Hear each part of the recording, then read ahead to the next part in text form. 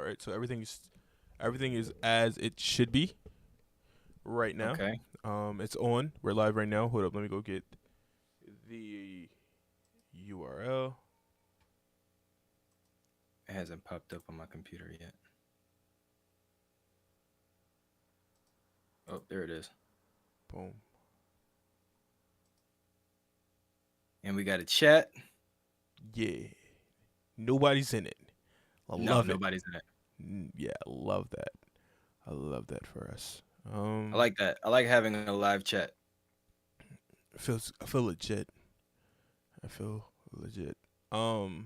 Share, copy, minimize, general, paste, send. Sean now has it. Go back to Right. video.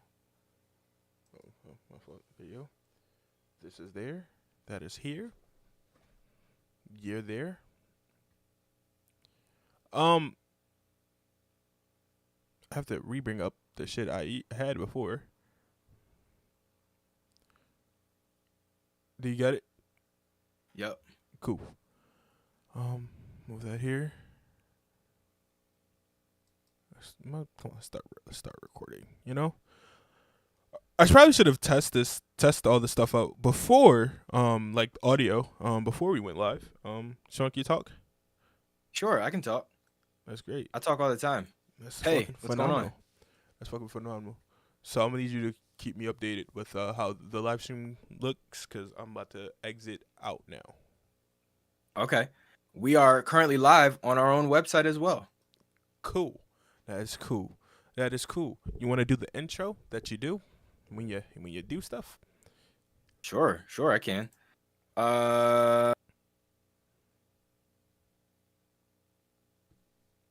What's going on, everybody? Welcome to the Untitled Sports Podcast. Keith, I got you. This is the podcast where we talk about basketball, mainly the NBA, mainly the 76ers. I'm assuming we're going to be talking about the 76ers a lot today. We have a lot of things to talk about. Also, we are live right now. So if you listen to this later on any platforms, come find us at the Lowlights Network on YouTube, where we're going to do this more often. I don't know if we're going to do this every week or once every other week, but we are live right now. So if you like the sports, you want to get into the sports, you want to talk sports, mostly basketball, you can come in here and talk to us. More. We just want to find more ways that we can engage with you, because we just hit over 100 downloads on our network. We appreciate every one of you. We just appreciate all the love and support. As long as y'all keep loving it, we're gonna keep doing it. Yep. Also, due to some behind the scenes business transactions that we won't get into here, some mergers, some deals, some handshakes that were made. We are also live on our website, which you can check out at www.blackflagent.online. That is www.blackflagent.online, because I can spell. Yeah, Aquila and the Bee over here. God, that was an old movie. I just ate it myself. You know she still can spell it? Oh yeah. She did it. She recently asked her. She was like, she don't forget her lines. Yep. Yeah, I would have been forgot that. I would have. Maybe. I don't know. There's some 13. There's some weird. Yeah, there's some weird words that I learned how to spell that I can still spell, even though I never used them. So I don't know. Maybe I would still remember it. Like I can still remember Pachycephalosaurus. Those are the dinosaurs with the bone heads that like ram into each other. Okay. I can remember how to spell that. Apache. I play Apache? Ark. I play Ark. I name it Apache. Oh, okay. I get it. You named the dinosaur that? Yes. Okay. This is not a dinosaur podcast. This is not a freaking spelling bee. This is a basketball podcast. Yes, it is. And let's get into how I was right. That's sure. Let's get into it. I predicted the finals. Yep. And then I got it right. I got it completely right. So if you're a Celtics fan, I'm the reason. Yep. I am the reason you guys lost. Because by the way, that person who got Boston Celtics 2022 NBA champs tattooed. listen, I feel like you should keep it because you weren't off. You weren't off. Y'all was in the finals. If it was an Eastern Conference banner, then you probably would have been a little bit closer.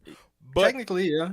but you got close. I don't think you remove it. I think you remind yourself that you guys went all the way. I mean, you didn't win a championship, but you definitely went farther than anybody thought the Celtics was going to do, especially when they were sub 500 in the beginning of this year. I think what you should do is you should keep it, and then when the Celtics do win the championship, just get the 22 crossed out and get 23. yeah, I was 1 year off, man. I was 1 year off. I think that would be funny. That would be a good way to hold on to it and have it not be completely stupid. So this whole episode, for the most part, is going to be about rumors, trade rumors, draft rumors. This whole episode is predicated to this because so much rumors. Yeah, so much has happened in the last week. So much things have coming out. And I want to get into one of the weakest rumors there is. Okay. And because the Lakers have such a big fan base. The Lakers are interested in Bradley Beal, and that's where the fuck that's going to stop. Because you don't have shit to give up. Yeah, you can't get Bradley. See, the thing is, the thing that's kind of ironic is that the trade piece that they're probably going to end up, not even probably, that they're definitely going to have to move to get him is Russell Westbrook, who they just got from the Wizards. Right. The Wizards literally traded away Westbrook to get what you have. Do you really think they're about to just turn around and undo the trade? Like give you back I think Bradley Beal plus for a guy that they just gave away? It doesn't make sense. I think the trade happens only if Bradley Beal says he wants to go to the Lakers.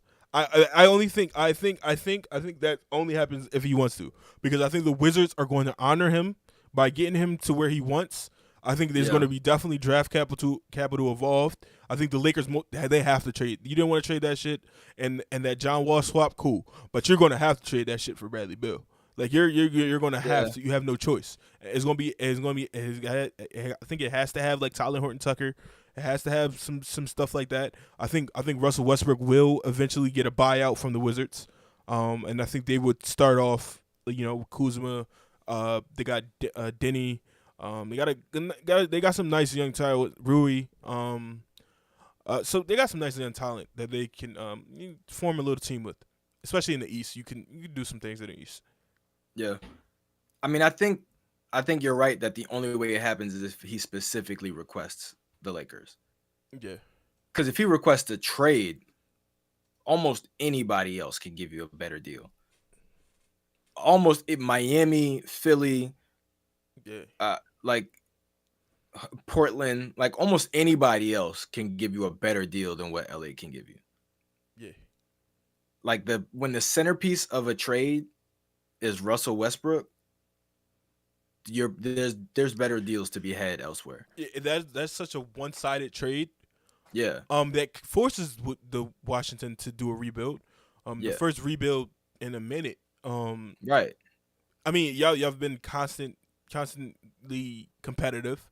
I would say competitive. I mean, not always making the playoffs, but being on the cusp, or just being. They've never been the worst team. Yeah, they've never been the worst team. Yeah, I think that's a positive thing to be. But it's also one of the negative things you could be, because the worst thing you could be is in the middle of the pack.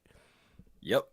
Which the Sixers were prior to the Andre Iguodala, Drew Holiday, Evan Turner, Spencer Hawes. That had to be blown out because it was not going nowhere. Iggy was not a franchise star. He was a number 3 star at best. Yeah. I feel like I think the minute Evan Turner didn't pan out, that was when it was time, because he was supposed to be like the final piece of the puzzle, more or less. Like you brought Elton Brand back. You brought, you got Iggy. You brought Lou Williams. Lou Williams was already there. Like Spencer Hawes, Thaddeus Young, Drew Holiday, who you drafted the year prior, who's going to be the franchise, point guard. So like Evan Turner was really the final piece of the puzzle. Like he was really the shooting guard. Like they had a point guard, they had a small forward, they had a And power on top of forward, and that, a center. he was a point forward where he was like Right.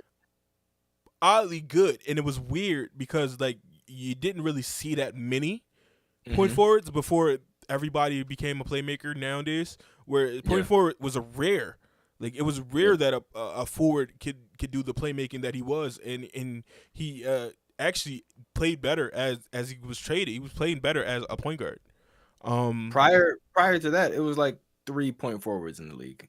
Yeah, like LeBron. I mean, Penny, Magic, Grant. Yeah, nah, I wouldn't even consider Penny and Magic. They were point guards. Like they were on the ball. Who didn't play the position? Right. Grant, LeBron, maybe Scotty. That might be it. That might be it. I mean, even because Brandon Roy was a shooting guard, right? Or point guard. It was a shooting guard. Shooting guard. Yeah, like there really aren't that many point forwards. There weren't that many prior to that era. But I think, if I'm Washington, I think the first thing you got to do is talk to Bradley Beal. What do you want to do? Do you want to stay? Do you want to go? If you do want to go, give me a list of teams. Right. Like work with me a little bit. Yeah. Like give me a list. Don't say just LA. Don't say if you want to trade me to LA. Cause you basically tying our hands at that point. Give me a list so that way I cannot do LA. And I feel like if they do that trade, Bradley Beal somehow gets to the Lakers. If he wants to go to the Lakers, we're not saying he wants to, but let's say he does. I think there's definitely a third team involved. I definitely think the Wizards will want a third team involved because even if you get Westbrook, you're probably going to let him go. You probably would rather, because there's a team interested in him. This ties in more to the rumors that the Hornets want Russell Westbrook. Yeah. So you might do a 3-team trade where they get Russell Westbrook. You get probably like a Gordon Hayward pairing with picks or something like that. Gordon Hayward is like, even though Gordon Hayward is getting paid $30 million, his game in the NBA right now is way more respectable than what Russell Westbrook would provide. He fits. Yeah, he just fits in more places. Yeah, he fits. He's very much a fit piece. He's a locker room leader. He got the Hornets before he got injured. They were doing very well. So maybe that's a 3-team trade, multiple teams, picks going places. So I think the original deal would have to expand, I think, for the Wizards to like it. Yeah,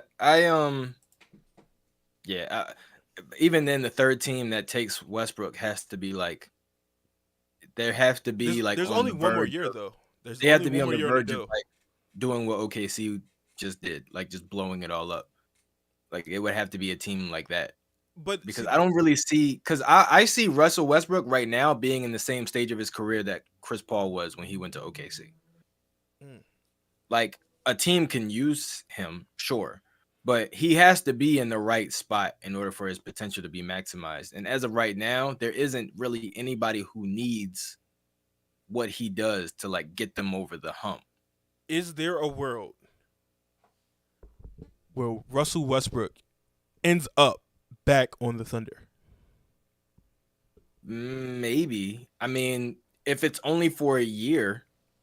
Do you think like they would because the Thunder have cap space? You think they would trade like a Lou Dort, some pieces that they don't really see are future assets, bring back Russell Westbrook as a vet, and he knows the city. The city loves him. He got the key to the city recently. Have him as a vet, pay him that money, kind of like with who's getting paid all this fucking money? Kevin Love. Kevin Love is getting way overpaid, but he fits the city. He won the championship with the city. He's the veteran. Yeah, kind of like Kevin Love. He give him that type of situation. The only difference is OKC is much further from competing than Cleveland is. Yeah, but I'm still. But at the same time, OKC has the number 2 pick in the draft this year. Like they have a ton of first round picks going forward. So it's like if you could bring back Russell Westbrook next year on a much cheaper deal, just to be like that veteran presence like Kevin Love is, I think there is probably a scenario where they do turn it around fairly quickly. I don't think it's going to be like they're bottom of the barrel for years. I think they're probably back in the playoffs within 2 or 3 years. Because the one thing that I will not let people forget is that Russell Westbrook carried the fucking OKC to the playoffs that year that Kevin Durant left, the year that he won MVP. He carried them. He carried them. He had Victor Oladipo, who wasn't Victor Oladipo that we would later see in Indiana. He had Sabonis, who wasn't the Sabonis that we would later see in Indiana. He had Andre Roberson. He had I think Derek Fisher for a brief Steven Adams and stuff like that. So he took a team to the playoffs. I feel like he not even just that. They were the 5th seed. Yeah, there were 3 teams I think it was below 6. Them. I think he was actually 6. I think he actually was a 6 seed. Okay. Because I think he was like the first one to win MVP out of the top 5, I think. So he has I think he still has the willpower. I think he still has the respect. He definitely has the respect of the city. He definitely has the respect of the organization. So I think he will go to a place and it wouldn't be demanding, because at that point he would kind of have to face it. This is not a championship team. Right. I'm probably never going to win a championship. Maybe is that hard for him to face? Is that hard for him to care about? Does he even care about it anymore? You know what I'm saying?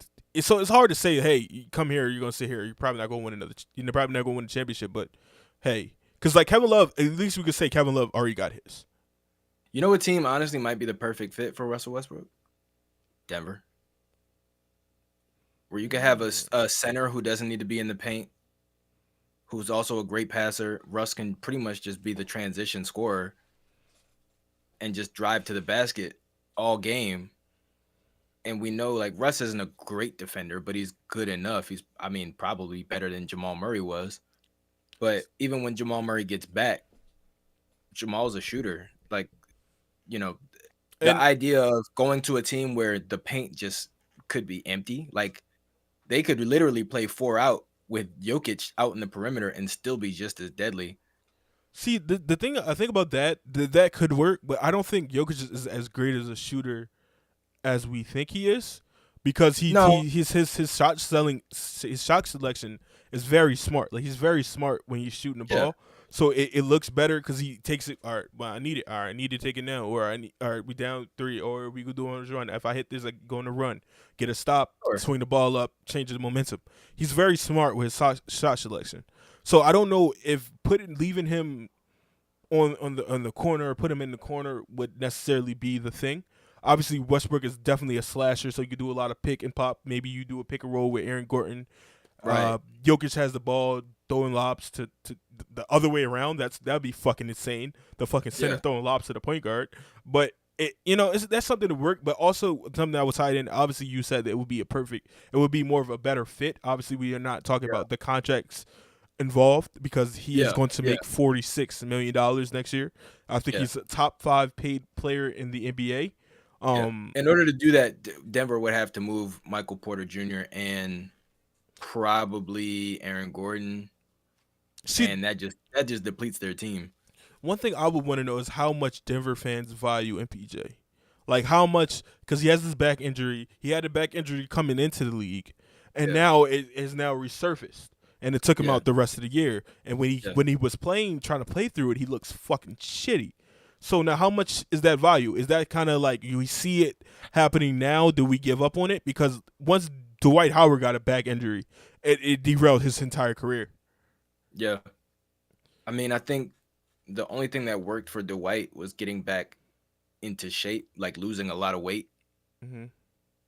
With Michael Porter Jr., because he's still fairly young, he doesn't really have a whole lot of weight to lose to begin with. Plus, on top of that, for him, he's had so many non-contact injuries that's more worrying than anything else.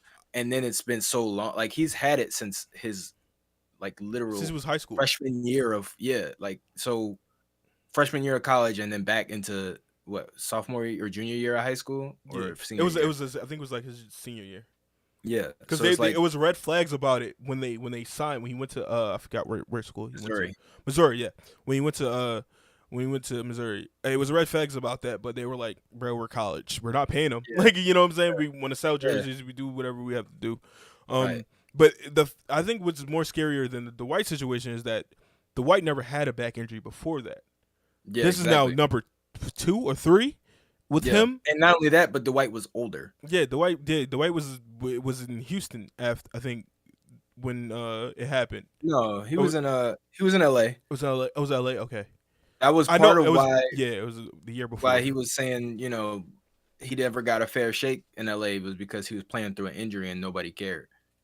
Yeah. I mean, when you're playing next to Kobe, it's hard. When you're playing in a city much about an injury that expects a championship, like y'all were on Slam Magazine, Steve Nash, Kobe, Powell, Dwight.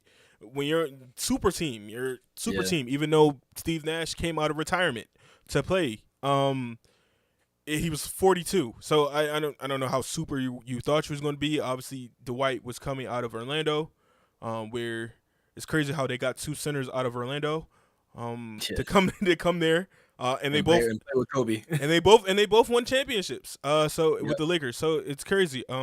That Orlando had 2 Supermans and none of them could save them. I'm sorry, Magic fans. I'm so sorry. I'm so sorry. I had to throw that in there. I had to throw that in there. Listen. Speaking of the Magic, it's looking like Chet isn't a lock at number 1 anymore. I heard. I'm surprised. I actually heard he was never a lock. They were more so Jabari Smith.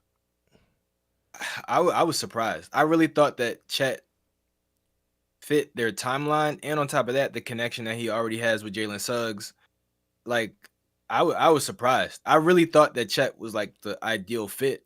And the fact they have no centers, once again, a lot of their centers are free agent. They didn't sign Mo Bamba because of how big, this is a big man draft for real. And it's always crazy because it's always like a top 3. It's always a top 3 every year. There's a top 3. The person picking 3rd has the most easiest decision because whoever falls to you, you just draft. Yep. So it's most likely going to be Paolo. That's great. Did I say it right? Paolo? It's Paolo. It's not Pablo. Yeah.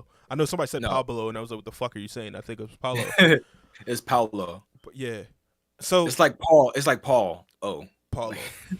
No, it's like Paulo. I think it's Paolo. Paulo. Because it's P-A-O-L-O. I know his last name is Banchero. So, which is still good. I actually think he's the best player with Houston. I think he's the best player in this draft. Honestly, if I'm going, I think he's the most NBA ready. I think he has the most. I don't know. I don't think he has the most potential. I think Chet has the most potential. Yeah. But I think he's one of those guys where you go, okay, if these 2 don't pan out, I know for sure he at least going to be an all-star type player. He kind of reminds me, and it's crazy because it's another Duke player. As far not the game, but as far as like the situation, he reminds me a little bit of Jabari Parker. Ooh, I thought you were gonna go Zion. No, because Jabari Parker, when the draft was happening in 2014, remember, most people felt like Joel Embiid was the number 1 pick, but he had injury issues, so he slid down. Yeah. Andrew Wiggins got drafted 1st overall purely based off of potential. Jabari Parker, everybody felt like clearly had the best, most NBA-ready game. Yeah. Out of those top 3 players. Bro, before the injury, he was playing like mellow. Like I was like legit. He didn't play defense. Exactly. He was like all buckets. Right. I think Paolo's in a similar situation where if you just look at their game and their bodies, like Paolo's the most NBA. Like he can step in and be a contributor on any team. Yeah. And not just the worst team in the league or like a rebuilding team. Like he could go to LA and be a starter right now. Like any team in the NBA he can go to and he can contend and he can be a contributor and help them win a championship.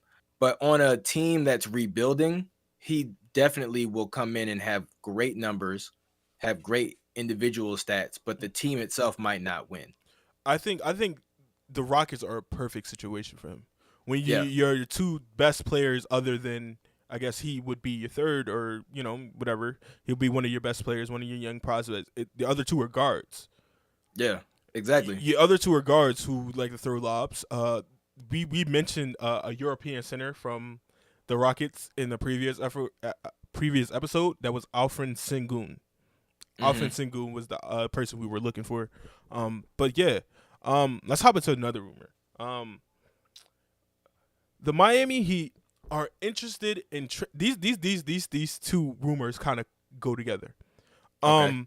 The Miami Heat are interested in trading for Jeremy Grant because the 76ers are now the favorites to land PJ Tucker. Yeah, I heard about that. Yeah. They said $30 million though. 30 million. Now I don't know. This is the thing about PJ How Tucker. long is that deal? 3 years. Okay. 3 years in the back. I think the next year they said next year would be $5 million guaranteed, and the year after that the whole contract would be guaranteed. So he really be necessarily making $10 million this year. But this is the thing about PJ. We're going to tap into Jeremy. They obviously want to get Jeremy because they're in their heads. They're going. PJ just opted out of $7 million. That means he's somewhere else is going to pay him more, right? Yeah. I don't know how his Miami situation is. I don't know how cool he was with everyone in there. I didn't know how it really worked out for him in his mind. Mm-hmm. But think about it. Who else did he play with when he was in Houston? James Harden. And for Daryl Morey. Right. Yeah. So Daryl Morey could be like, yo, PJ, listen, I'm going to give you this bag. You got to come here, though. Miami can't pay you this. Miami can't afford to pay you this. Come over here. You know, Joel's here. You could take up after Joel. You know, we need an enforcer. You can hit that corner three. We don't care if we're going to pay you till you're 40 because that's how much we want you. If Miami was really going to if they really wanted you, they wouldn't be looking to trade Jeremy Grant. Like, he probably in his ear like that because Daryl Morey seems like a cool-ass boss. Like, he seemed like the cool boss. That's the only thing, what you just said is the only thing that's making me hesitant is the fact that he'll be 40. I think like a lot of people forget that PJ Tucker came into the league at like the same time as JJ Redick. Like, he looks younger than he actually is, but he's not a young player. I also put in there that PJ came into the league young. Yeah. He then proceeded to play overseas for 6 years. That's why his NBA career doesn't seem that long. It is kind of long. I think he played in the NBA for 11 years now. But it doesn't seem that long because he played overseas for 6 years. He came over when he was 26 to the Raptors. I'm not sure. Mm-hmm. Or Phoenix. No, I think he got drafted to the Raptors, and when he came back, he went to Phoenix. Oh yeah, because he didn't play another time with Raptors. So he played with DeMar and Kyle. But for who PJ is, I would trade for that. Like, even I feel like his production. Would you trade for him or would you sign him? Sign. Oh, okay. I would sign. I would. If the Heat are trying to do a sign and trade, then no. Listen, this is what I'm gonna say. We were paying Danny, who was already starting to decline, $10 million. Not only is PJ a better defender still, but people don't. He's an enforcer too. He could be our Draymond. That's how I think of it. I think of it him being our Draymond, him being the fucking enforcer, him being Joel doesn't have to do shit no more. He's in everybody's face. He's a passionate dude. He loves the fucking game of basketball. He's gonna be in everybody's ear. And like, I feel like that rubs off on people and it starts to establish more of an identity. Yeah. And I think most people who watch the Sixers would agree that that's the type of player that we need. Yeah. We missed it. We missed that. We missed not that. Gonna care. Yeah. We missed that. That's what we missed in Jimmy. And JJ.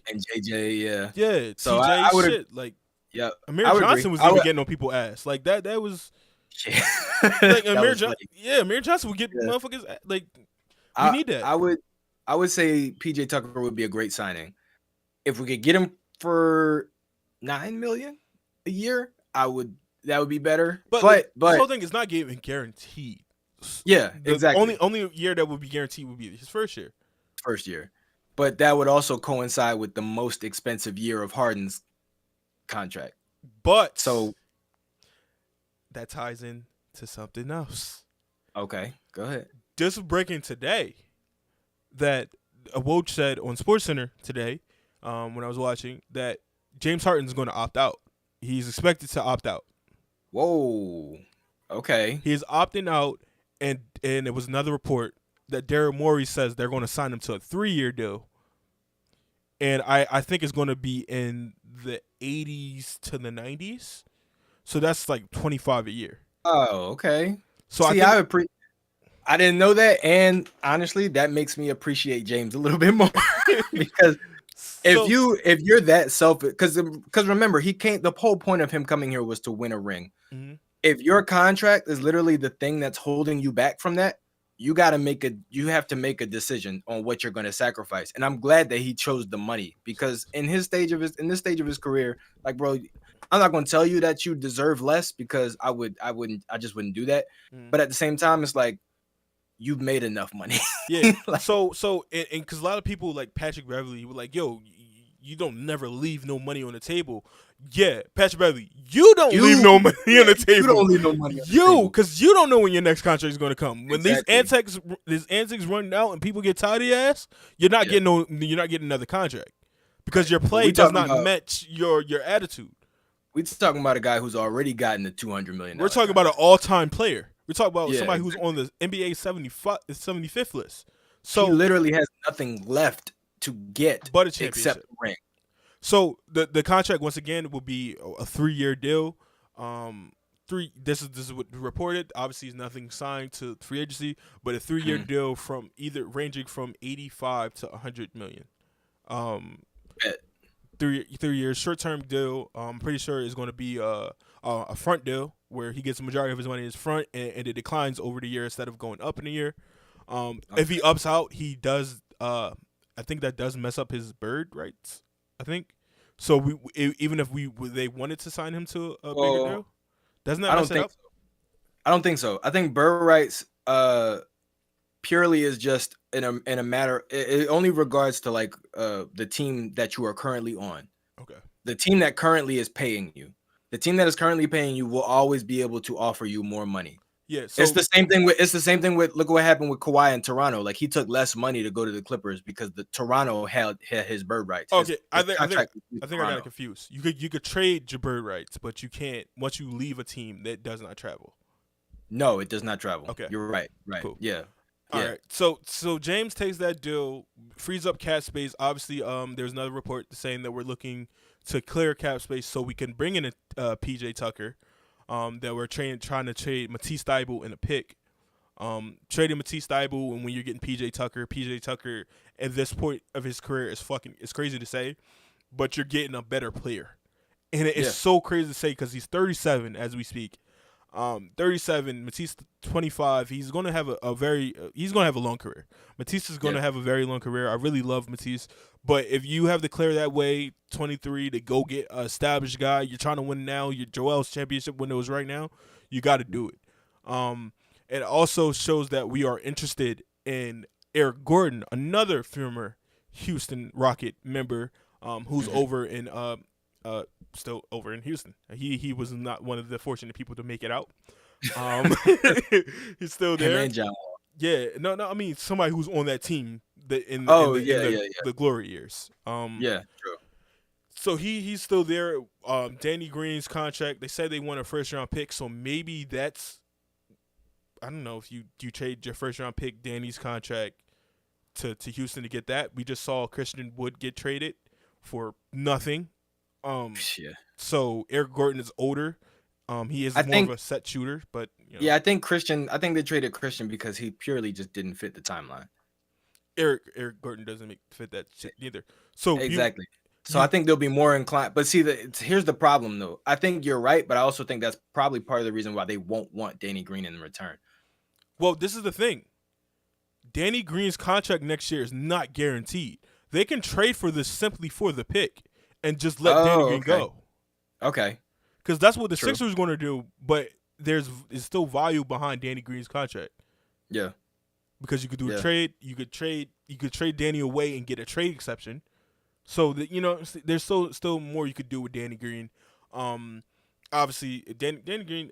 It sucks that he's not going to be on the team because he's been a glue guy for us. Unfortunately, and he's a winner. Yeah, he's 3 championships, four championships, or is it 3? No, missed the 3 rings. 3. He missed the 3 rings. 3 championships, 3 different teams. 3 different teams. I was hoping that we would be the 4th one. Wait, no, or is it 4? Did he win 2 with the Spurs? No, he only won 1. Or did he just win? Because he was with the Spurs for a long time. They lost the first year. But remember, the Spurs won in 2011 too, or 20. No, they won in 20. The last, I think it They was won in 2007. 2007, and he was on Yeah. Cleveland. He was with the Okay. Cavaliers then. Okay. So yeah, it's unfortunate, but NBA is a business. Yeah. So wish Danny nothing When but you're best. when you're in your He's not mid even 30s, trading yet, but we're talking about him like he's traded already. I mean, he might as well be. I mean, if he's not traded, he's getting released, so we already know he's gone. Yeah. When you're in your mid 30s and you tear your ACL, and your name is not Kevin Durant, like, right? It's gonna be tough for you to find another job. Yeah. You know what I mean? So it is what it is. It is. No hard feelings, but like you see what we're trying to do. Yeah, you know what it is. I think Danny could at least rest on the fact that it wasn't his game. Yeah, that was the issue. Yeah. It was just an accident. And in all fairness, he can make a recovery. Like he can make it and a comeback. Oh yeah, like, you know what I'm saying? Yeah. What if this be fucking crazy? We trade Danny. Danny gets to another team, gets released, and we sign him to a veteran minimum, and just wait for his fucking ACL to heal. Wow. You think that Danny? Would be cool. Because that would be hilarious. That'd be fucking hilarious because we traded, we got you back. You know what I'm saying? That would be almost exactly like what LA did with Rondo. Except they didn't have to wait for him to heal. Remember, Rondo? Did they trade him away, or I think they traded him away, and then he just came back the next year. Oh, he came back. It was a year later because he played. He played for Atlanta. From Atlanta, he got traded to the Clippers, and then the following year he re-signed with the Lakers, and then he got traded to Cleveland. Yeah.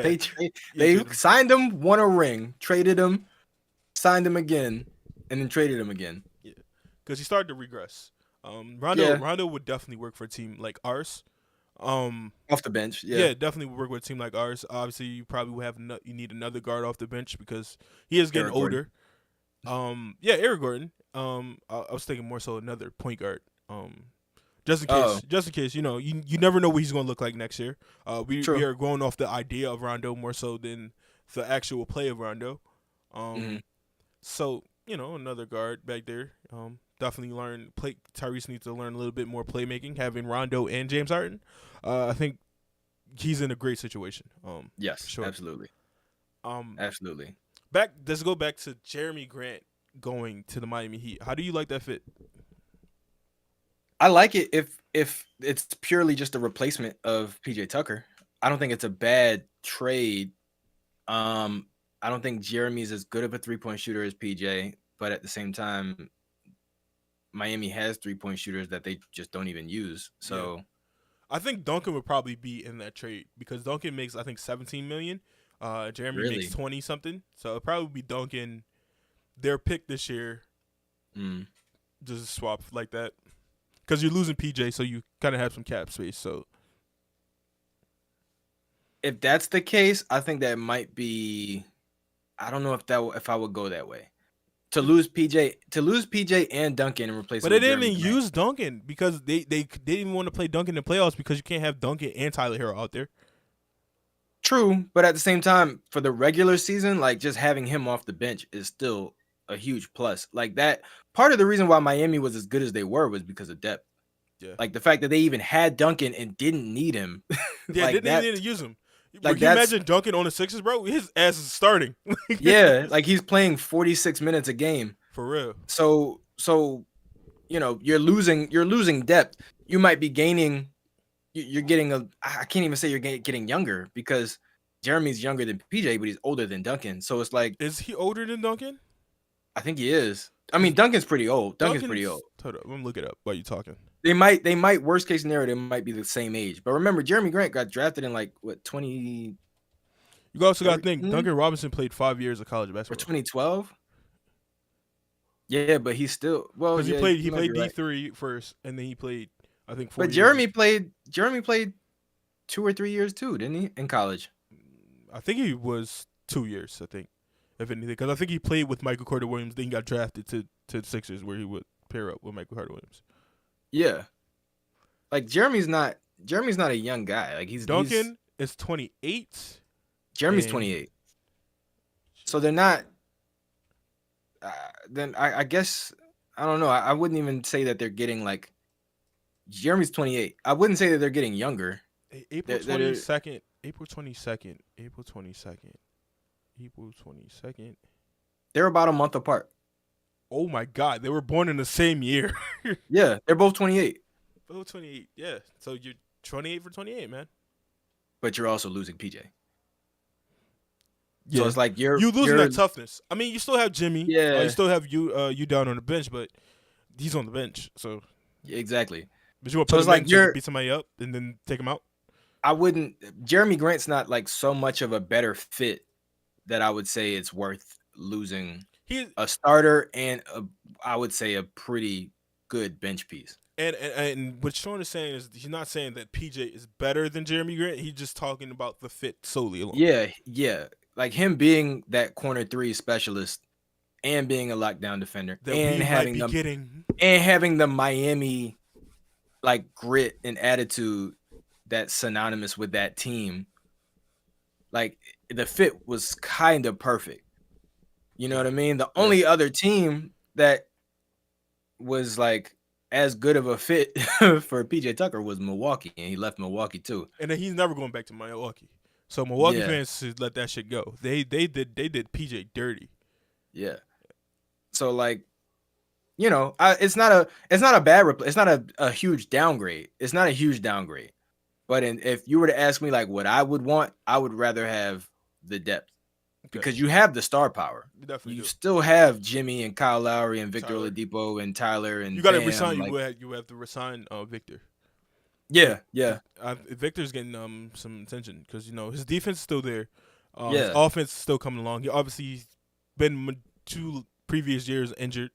Right. So you know there's teams probably out there going to give him somewhere around 3 years to the 35, 40 around here. There's teams that they could do that. Yeah. But I mean, even without Victor, you still have pretty significant star power, especially for the East. Yeah. So it's like I would much rather have the depth and the versatility of having a guy like PJ and a guy like Duncan just on the roster. Okay. But if you lose PJ and you still Duncan, if you lose PJ, when you lose PJ. When you lose PJ, right? Lose PJ. He's coming to us. When you lose PJ, I would much rather go out and sign somebody than trade Duncan to get somebody. Okay. Just because, I mean, trading Duncan, because like, here's what you got to remember. Like Duncan, the main reason why Duncan is on even in this discussion is because of his contract. Yes. But you also gave him that contract because he is such a good shooter. And almost any other team in the league would be like, yeah, we'll happily take Duncan Robinson off your head. Like, even for that money. So I think you could get something maybe a little bit better than just Jeremy Grant. Can we not a rumor, more so facts. Can we hop into this Kyrie Irving Nets situation? Yeah. Which I saw coming, but I didn't think it would be out like this. Like I didn't think it would be this public. Yeah, but it is. So in context, the contract negotiations have stalled, right? Kyrie still does have a player option. He can choose to opt in or opt out if he wants to, but Kyrie wants a long-term deal, and Brooklyn does not feel safe giving him that deal. What do you think about that? I'm with Brooklyn. I mean, I don't know if there's many teams in the league that would feel safe giving him a long-term deal besides maybe LA. But you know, if you're not willing to do that, if you're not willing to say, hey, look, you know, if Kyrie says like I want a long-term deal or I'm literally just going to walk, like I'll just go somewhere else, which I don't think he wants to do because I think he likes playing in Brooklyn. It's close to where he grew up. He's playing with one of his closest friends and Kevin Durant. Like, I don't think he wants to leave Brooklyn, but I think if he's that hell bent on the contract and he just says like, hey, look, I'll just go somewhere else. I think at that point, Brooklyn becomes a lot more willing to do a sign and trade. Yeah, that's what I was thinking. I was thinking one of the teams that he is linked to is Miami, but the team that I think they would get more back from is Los Angeles, the Clippers. If they did a trade, and that's a great fit for Kyrie. If they did a trade, and let's say they traded Kyrie, obviously the Clippers would be getting Kyrie, and the Nets get Marcus Morris, Luke Kennard, and fucking Terrence Mann or something like that. I actually think it would have to be another $10 million guy because he makes $30 million. But any combination of those guys adds to the roster that you already have, assuming Ben Simmons comes back and does Ben Simmons things. All that shooting around Ben Simmons, and then on top of that, KD is still KD. KD, this is going to be if Kyrie gets traded, this will be a legacy year for KD. Yeah. I mean, Kyrie is great. Don't get me wrong. Kyrie is amazing. But for Kevin, I think one of the biggest plagues that he's had to deal with over these past couple years is just the fact that they need him to be amazing all the time. Yep. Like, he has to carry them all the time. Kyrie was literally a part-time player this year. Exactly, because as great as Kyrie is, his biggest issue is availability. So it's like not even with injuries. Not even with injuries, bro. That's the craziest part. Just availability, period. Just availability. And then Ben is obviously not helping that situation. So it's like, I would, if I'm KD, you'd probably be better off just having guys that will play, that are good and can contribute. So that way you don't have to be like the only guy on offense all the time. Like, you can have a guy like Luke Kennard, who's not a tremendous like playmaker or anything like that, but Luke Kennard can get a bucket. Yeah. Like, he can shoot. Like, he's definitely somebody who's going to take attention off the, a defensive attention away from you, because you can't leave him open.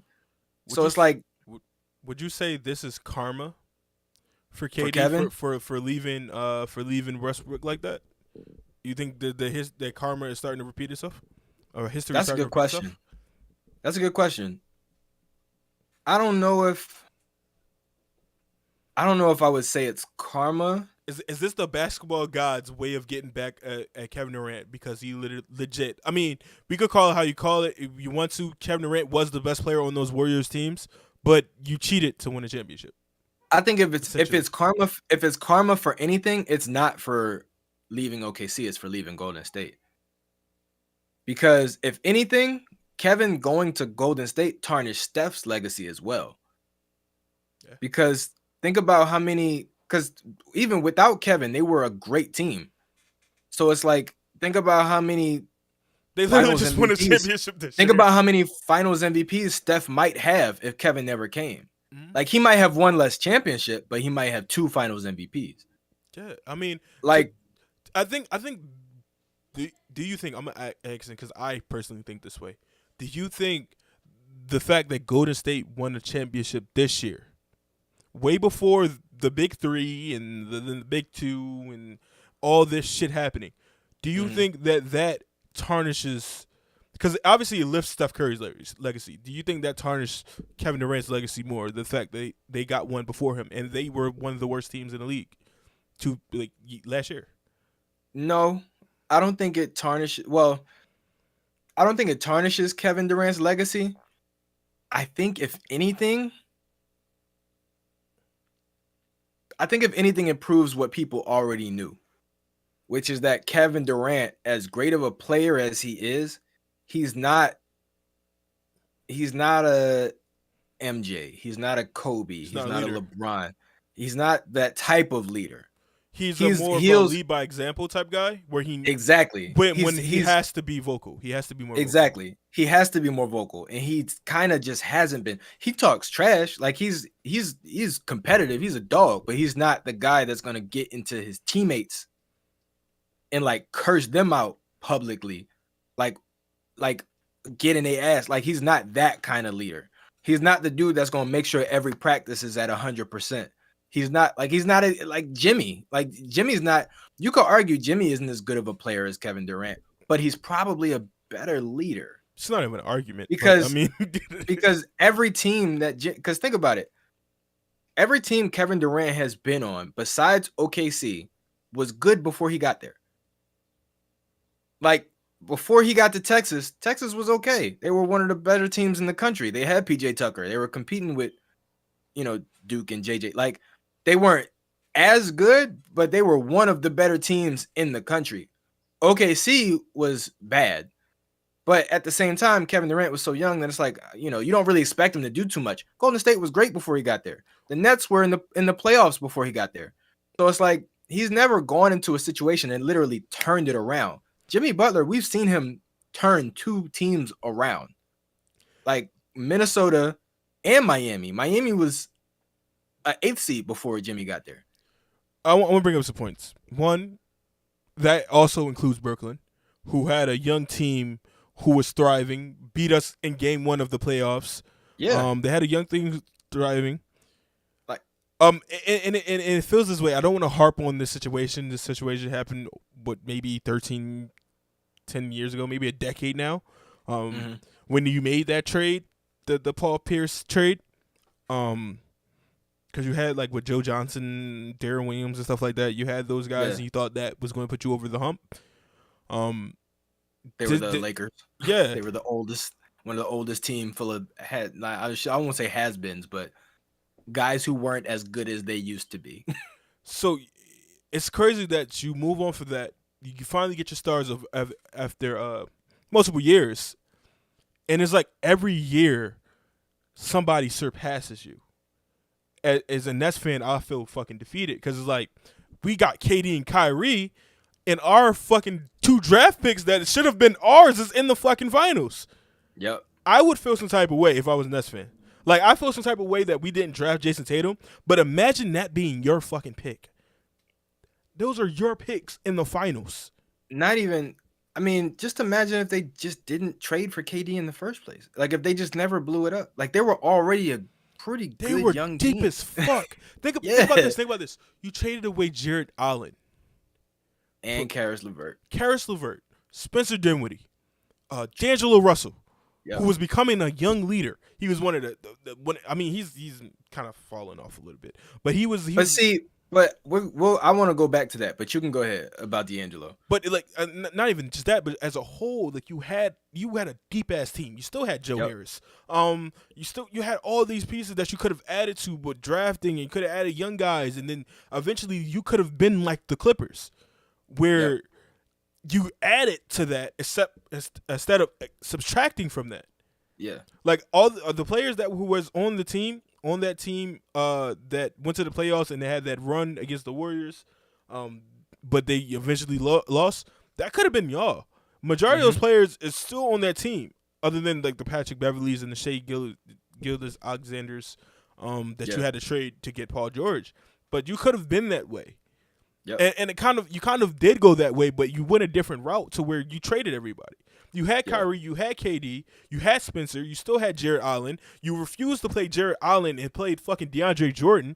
Like, it's you literally traded away an all-star center, a 6-man of the year candidate, a 2 6-man of the year candidates, and Karis LeVert too. So it's like you had this deep ass fucking bench. It's probably just fucking karma for the fucking Nets. Yep. It's just probably for you becoming too greedy. Yep. Because they did it already. Yes. Like they literally did it twice now.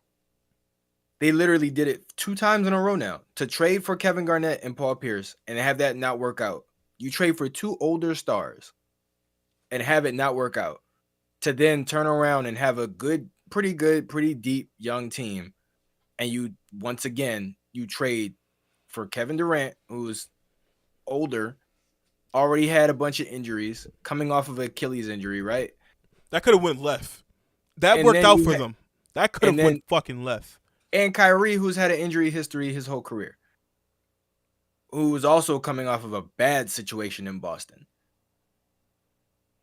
Like, you just did it again.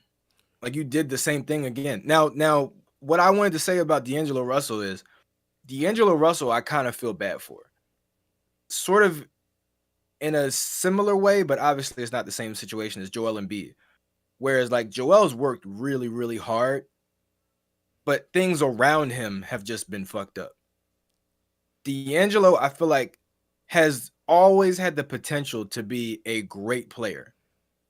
And I think his all-star year in Brooklyn proved that. But he's constantly been bounced around from one team to another and had injury issues. And it's not like he's a type of player like Joel where even after injury, a team's just like, you know what, he's so good, we're just gonna keep him and let him stay. It's always like he gets there, he has a bad first year, he has a great second year, he gets an injury, or he gets traded. Yeah. So it's like he's literally never been somewhere long enough or played enough games to be a real, like, to really contribute. Like, even with Minnesota, like when he got to Minnesota, he had injury issues. And he got there at the trade deadline, so he only played half this first season there. He didn't even get to play fully with Cat, because I think Cat got injured. Yeah. Once he fully got injured, he fully got back. I think Cat got injured. He was playing by himself. Yep. And then his second, D'Angelo's first full year, he got Anthony Edwards there now. Yeah, exactly. And he got it, and D'Angelo got a little injury where he couldn't play the full season.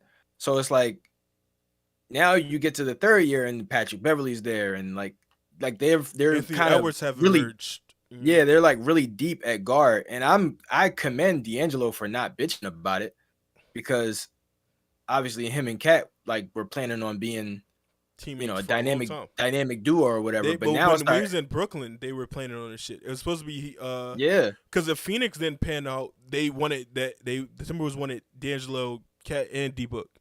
Yep, but they didn't. Eventually, they just didn't have enough money. Yeah, because I think that year they had fucking what's his name, the old point guard from the Hawks, who Jeff Teague. They had Jeff Teague, and they were paying him like $15 million. Yeah, they traded for him because that's when Atlanta blew it up. Yeah, so Al Horford left. They just traded everything. For Minnesota, I would just chalk that up to poor management, because they probably could have got Ben Simmons from us too, but they couldn't afford him either. Because you didn't have anything. Like literally the Sixers were like, if you're not breaking bread with Anthony Edwards, you're not getting him. Exactly. Because we don't want D'Lo. We don't want that motherfucker. Right. Which is unfortunate, because I think now he fits on the team better because of the emergence of Maxey, and because of the fact that we've seen that Maxey is probably a more natural shooting guard rather than point guard. Mm-hmm. Having somebody who can just knock down threes and distribute would be that's like, essentially all we need Harden for. Like, he don't play no defense. I was about to say that he's a poor man's James Harden. Exactly. He's cheaper and younger. So it's like, it's unfortunate because he does. I would say D'Angelo fits on the team pretty well right now, but at the same time, it's like we got James Harden. It's crazy. It's crazy because he will be a poor man's James Harden. James Harden would be James Harden, and then Luka would be a rich man's James Harden. Yep. He is where James Harden should have been. Well, actually, James Harden. He's James Harden. He's James Harden. He was Houston James Harden. Yeah, he was Houston James Harden. The reason I brought up the Nets is because the Nets are about to do something else stupid. The Nets are reportedly not interested in matching any. Sound like you call them the nuts. Because they are nuts. Them the nuts. They are fucking nuts. They're not going to match any offer higher than the mid-level exception for Nicholas Claxton. Nicholas Claxton showed his ass this year. So what are they going to do? Have Andre Drummond start? Andre Drummond is not under contract for next year. No, I know. I'm saying, like, are they going to re-sign him and have him be a starter? I'm not sure. Maybe they have to have something in plans. You still have LaMarcus Aldridge, I guess.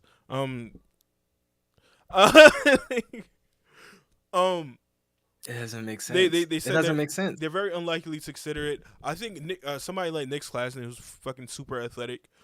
He showed that he was trying to shoot before. They got everybody there. He was trying to show some 3-point range. I think somebody like Nicholas Claxton should try to get. If they don't want to sign him, try to go to Charlotte. I would want him to go to Charlotte. He's a young defensive lean. Does a pretty good job guarding the perimeter. He should go there. Throwing lobs or two all day. You're gonna be spoon fed. I think you should. I would say Charlotte, or even if they don't, because obviously I know they were one of the teams that were listed to be interested in Rudy Gobert, but Atlanta would be a good fit too. I think Atlanta trade Clint Capella. Yeah, like I think him and Trey are closer as far as timeline goes than Clint and Trey. I don't think Atlanta's winning anything anytime soon. I think they have time to develop Nicholas Claxton. And something that's weird. Let you finish. No, I was just gonna say I think that would be a good fit for him as well. Like a place he can go and he can play and develop, and also like be a good fit. Like literally be what they need him to be. He doesn't have to change his game or anything like that. I heard a weird, very fucking weird rumor, but then I thought about it and I was like, this player can slide over. He does have the talent to slide over to the 4.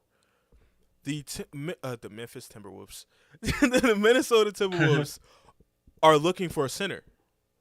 Yeah, I heard about that. I mean, yeah, Cat, he claims he's the best shooting big man in NBA history. I mean, you can slide to 4. I mean, exactly. I think once you say something like that, you basically open it up. Like, all right, well, stay out there then, because it's like he doesn't post up much already anyway. Yeah, and he doesn't really compared to Jokic and Joel's handle of the ball, he's not there. So this is kind of where I'm like, I'll be kind of skeptical of, because one, he's very slow footed. I don't think he would be able to guard the perimeter. I think somebody like if he was guarding somebody, let's say Tobias, I don't think he would be able to stay in front of Tobias. Like I don't. He would be like he would be a little bit like a Kevin Love. Yeah, where you would have to hide him defensively. Yeah, I think he's like I'm not saying like he's a bad defensive player. I'm saying that he's more so. Well, he's better. Not great. He would be better playing inside than he would be on the perimeter. Yeah. Clint Capella would have that kind of locked down. I mean, he's also getting a little bit older. So it's weird to see that, but he does have the skill set to slide over. Yeah, I would say that. Again, he would be kind of like a Kevin Love. He would be somebody you'd have to sort of hide on defense. I mean, Kevin has his moments. Cat has his moments. But those moments typically come in the paint. It's literally where he does have like a good defensive possession. It's not usually on the perimeter. Like you said, he's kind of slow-footed. He's a little awkward, which for a big man isn't uncommon, but for a big man who's planning to play the 4, that's kind of a problem. For somebody who's so gifted on the perimeter, and like his shot is so respectable that he pumps. He does a lot of stuff that Joel does. He pumps, drives in. But he dribbles really high. Yeah, and it's so crazy that Joel, who doesn't play on the perimeter, he's not a perimeter player. He can do it if he wants to, but like he's more so in the post mid-range area. Joel's handle compared to Cat's handle, it's like it's not even comparable. Like Joel's literally over here doing behind the back crossovers. Step backs. It's a step back. Side step threes. Yeah. Joel just tries shit. Like he just tries shit and just works. And he goes, all right, well, I'll do it again. Like Cat should be the 3rd best center in the league, right? Yeah. Whether you want to go Jokic, Embiid, whoever you want to put 1 or 2, whatever. Cat should be that 3rd. He should have that locked up. But remember a couple years ago they had that survey amongst NBA GMs. It was like 2016. It was like the year after Cat got they got drafted. They surveyed NBA GMs and asked who's the player you want to start your franchise with right now? And Cat was the number 1 voted player over LeBron. They were like, if we're starting a franchise from scratch and we could handpick any player, most of them picked Karl Anthony Towns. I'm sure that's no longer the case. I'm sure it's probably Luka now. Oh yeah, but Luka had shoulders, knees, and toes above everybody else. Even like Giannis's, even Embiid's, even Braun is about to retire, so I guess definitely over him. Yeah. This is the thing I want Minnesota Timberwolves fans to realize: the gap between Cat and Embiid and Jokic. There's a fucking significant gap because Embiid and Jokic are could be your number 1 option on a championship team, whereas though Cat has already proven he cannot be number 1 and you be a successful team. Yep. It took Anthony Edwards emerging for y'all to get to the playoffs. If y'all had just added Patrick Beverley, Anthony Edwards remained the same player from last year, y'all don't make it. It is Anthony Edwards. Anthony Edwards should be their guy. I would argue there's a significant gap between Cat and Anthony Davis. Yeah. I was thinking so more so centers. Jokic and Embiid. Oh yeah, big men in general. I mean, just big men in general. If you had the number 1 pick right now, you had to pick a young center. Not even young. If you just had to pick a center and your only 2 options were Karl Anthony Towns and DeAndre Ayton, who do you pick? DeAndre Ayton. So it's like, because like centers, there's a pretty significant gap between Cat and some of the better centers. There's a huge gap between Cat and some of the better bigs in general. Yeah. Like power forward centers. And the idea of him moving to power forward, I think only slides him further down that list. I think Bam is the third best center in the league. I think it's Bam. Okay. I don't think it's Cat. I think Cat is falling out of the top 5 because I think his offense, he has proven kind of like an Andre Drummond, where he does shit and it just doesn't matter. Yeah. Like it doesn't feel effective. Even when they were winning, you could highlight more of what Anthony Edwards did. Shit, I could highlight more of what fucking Patrick Beverley have done than I could highlight what Cat did. And Cat dropped 60 this year. It's interesting that you said Bam. Because where would you place Gobert then in that? I would say he's top 5. I don't think Cat's top 5. Okay, so what would it be? Embiid, Jokic, Bam. That's 3. Who's 4? I would say Gobert's 4. Gobert. And then 5 is what? Ayton? Ayton, yeah. Okay. It's not a long list. As great as this, it's interesting because some of the best players in the league right now are centers. Mm-hmm. Some of the best players in the league right now are bigs. I would even argue the top, maybe of the top 10 players, like 6 of them are bigs. And this is why I will put Ayton over. I just think Rudy, say whatever you want. I think he's overpaid. I think you paid him too much money. You cannot deny his defensive impact. Not only that, you cannot deny that shit. Bro, not only that, I think if you put him on a different team, his offensive numbers go up. I think Rudy could be a good pick and roll big. If you put him in a situation where he's in Atlanta, I think Rudy averages like 17 points a game. Yeah. Like absolutely.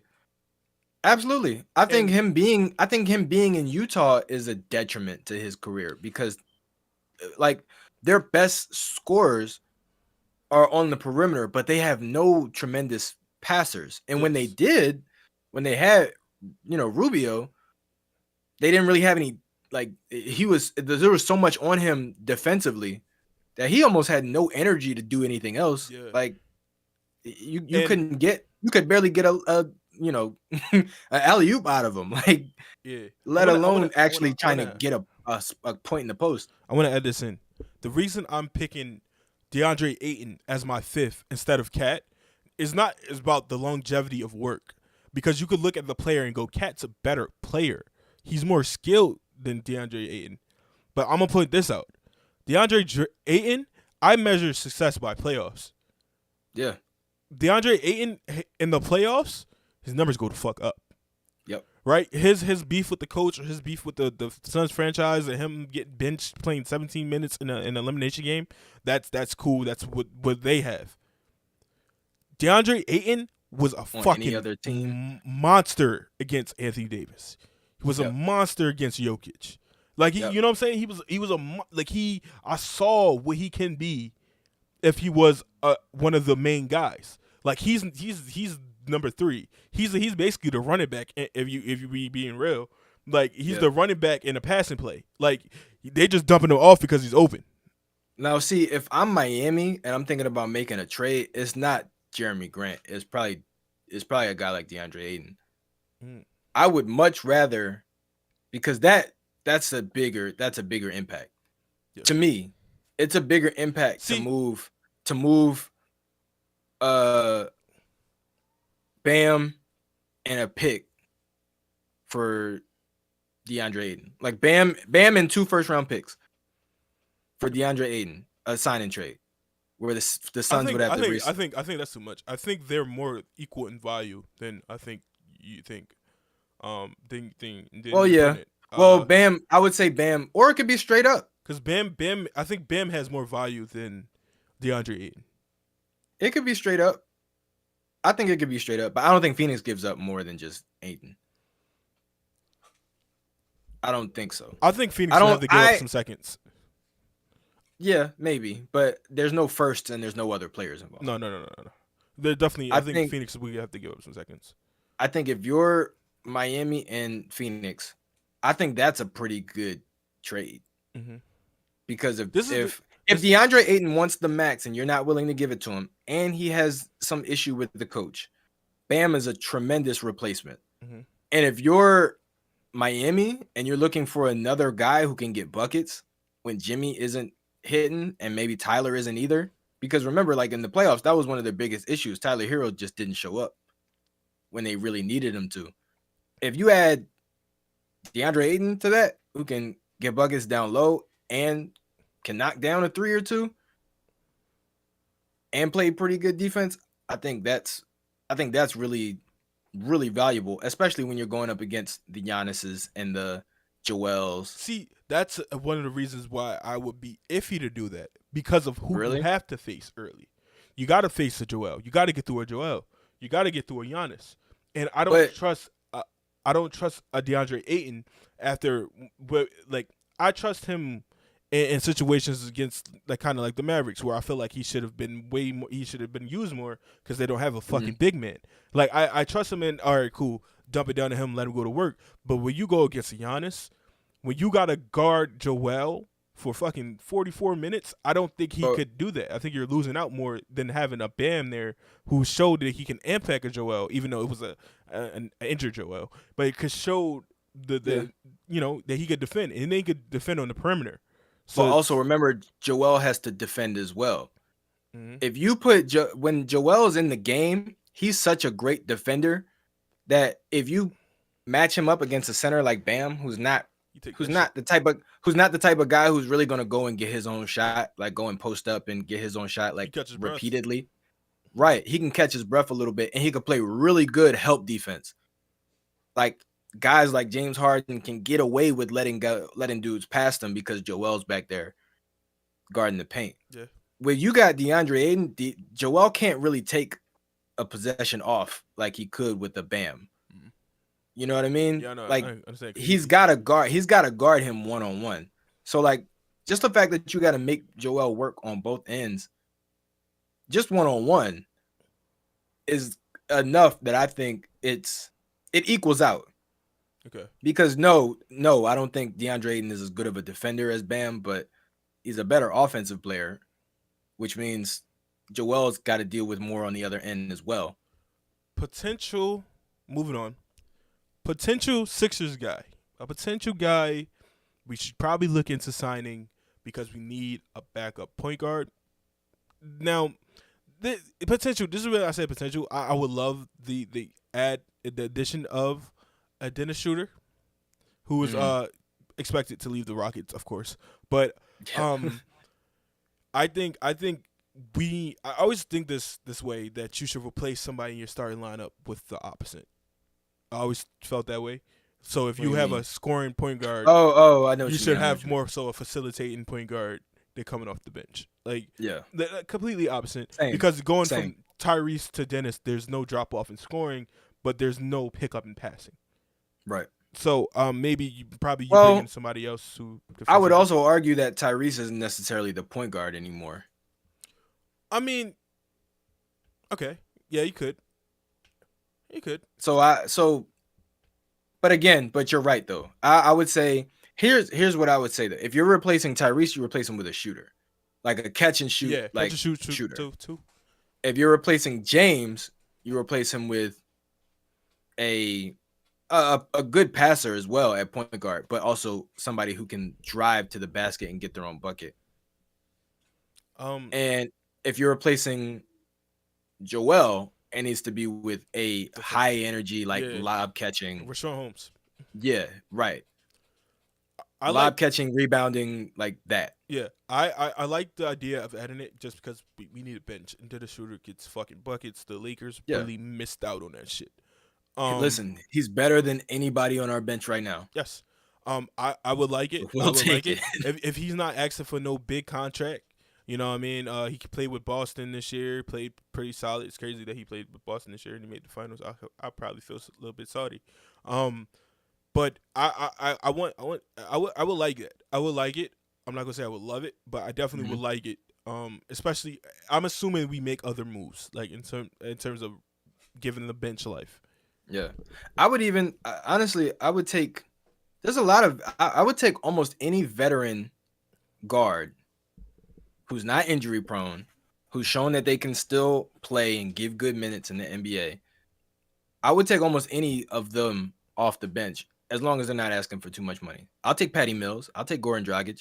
Like, fuck it. Like, I'm gonna say this. Like, we'll take it. This is one of the targets I wanted. I just always liked this guy. I always did. I always admired him, like, from far. James Johnson. I don't know why. Yeah. He's not a great shooter. He's more so a point forward than anything else. But I just always liked James Johnson. Just always did. Yeah. He's a good defender. Yeah. He's got size. He can guard multiple positions. He's one of those guys that's just another body you can throw out there. And I think having a team terrible at anything. Having a team with PJ Tucker and James Johnson. Oh my God. Would be fucking dog. We would lead the league in technical fouls. Bro, can you imagine the fucking The only thing worse would be PJ Tucker and Patrick Beverly. And the only thing worse than that would be PJ Tucker, Patrick Beverly, and Draymond Green. Yeah. On the same team. Can you imagine this? I'm playing you the scenario. Joel Embiid's going head to head, let's say, with fucking Kevin Durant. Right? He's going head to head with Kevin Durant. They literally head to head talking shit. Joel gets pushed out of the way. Joel gets pushed out of the way, and now James Johnson going head to head. Pushed him out the fucking way. That should be so tough. Like, that would be so tough. Like, you need somebody that's going to talk the shit, but if they get ejected, it's okay. I think why Joel loved Jimmy so much, not only because Jimmy brought a dog out of Joel, and he loved that because he's very competitive, but also he could talk to Jimmy like he wanted to be talked to. Mm-hmm. Like, he can be like, yo, you fucked up. You did this wrong. You did this wrong. And Jimmy could take it, and then when he fucked up, Jimmy was also going to give it back. Yep. I think that's what I love. I really love that. Bruh, I'm starting to see that out of Tyrese. Yeah. I love it. He be going head to head with James. Bro, that shit in the playoffs. That shit in the playoffs where he did not want to sit next to James, and James looked hurt. I was like, fucking good. Yeah. Good. And it was good. It was one when they was arguing over there. Because it's like you've been yelling at him all year, and he's taking it, and he's taking the criticism, and he's improved. Now you fucking up, and Tyrese is getting in your face, and now you wanna sit on the side. It's like, no, nigga, like I need like you getting the same energy back. This I love that. I love that Tyrese, even though he's in his second year, I love that he's already like, you know what? I'm a fucking star. I'm one of the main pieces on this team. Like, I'm gonna talk my shit. This is why I say give Sam Cassell the fucking head coaching job. Sam Cassell gave that motherfucking confidence. He put that. I mean, he was already a workaholic. I'm not trying to take anything away from him, but Sam Cassell, when you are yelling at the stars, and you're a fucking second year player, and when you feel that confidence that you could do that shit, you got to think there's people behind you. Because when he was arguing with James, Joel was like, was behind him, like shaking his head, like, yeah, you fucked up, like, you know what I mean, like that. Like, right. So I love that. I love that because you seen something like that with the Warriors where Steve Kerr let Jordan Poole talk in the timeout. Like, he legit got up, let him sit in his seat and talk in the timeout. Giving somebody confidence like that, especially a young guy, is going to go so far, not only for their career, but as that person, as they develop who they are. And Tyrese has already shown us that he's here. Yeah. I think Pop, I mean, they were veterans by that point, but Pop has done that too. Like, Pop has called timeouts and not said a damn thing. Yeah. Hand the clipboard to Tim Duncan and walk away. Motherfucker, he did that shit to Patty. Like, he gave exactly. Patty talked to him. Like, they talked to him, bro. Yep. And you know, when you get to that point, that's how you know you're a good coach, because they already know what the fuck you about to say. Yeah. And like, and I feel like that's why Sam Cassell should be the coach. I'm gonna say this till I fucking can't no more. Sam Cassell should get that job. I don't know how much of an issue I have with Doc Rivers yet. Because it's one of those things where he did win a championship. He has coached teams deep into the playoffs. Can I add And something in in there? a lot of situations, the reasons why he hasn't made it over the hump have been injuries. He won a championship and he had the only super team in the league. Yeah, but at the same time, it's like He they still still did had to it. beat, but they still had to beat another really good team. Like they still had to Lakers, yeah. beat a team. They still had to beat a team that went on to win back-to-back They championships, said beat Kobe. and they got to the finals again. Like, Eh. so it's like My on top of that, even when he was with the Clippers, like he's gotten them deep into the playoffs, but injuries, like Chris Paul getting hurt. Like there have been situations where I could say Doc Rivers got eliminated, or a team coached by Doc Rivers got eliminated, and it wasn't Doc's fault. mm-hmm. Like when we got eliminated by the That I wouldn't blame that on Doc. I some of wouldn't that. blame it. Now you could say, all right, he should have took Ben Simmons out the game, but at the same time, Ben was playing great defense on Trae It's Young, also Tyrese wasn't who Tyrese is now, and right? As well, yeah. yeah. And we didn't have, so you could even blame that on Tobias. Like Tobias was playing well, but he was once again not playing up to his contract. Yeah. So it's like, Yeah. we really had no second star in that series. Ben was giving everything on defense. I definitely blame this year on him. I probably would, but at the same time, it's like, how many options did he have? Like James was playing terrible. Great. What you gonna bring in Shake Milton? Yeah. It's like after a while, it's like I think a lot of times coaches are kind of like scapegoats. But I feel as though he's more so to blame because the reason Joel was not healthy for that next series is because you were terrified of last year. Yeah. You can't tell me Joel Embiid wasn't in that game because he was scared they was going to go on a run and they was going to fucking win that shit. With 4 minutes left, right? Down 20, right? Because you gave away 2 games already, so you think now it's going to be game 7. We can't afford to be the fucking first team to ever go up 3-0 and lose that shit. Like I would blame that incident on Doc for sure, but I don't blame them losing to Miami on that incident. I mean, Joel wasn't Joel. He wasn't, but that wasn't the biggest issue. For me, in that series, that wasn't the biggest issue. The biggest issue was Miami's depth and James Harden playing like shit. I feel like Joel, because think about it. If even like when Joel came back, he was good enough to win them 2 games. Mm-hmm.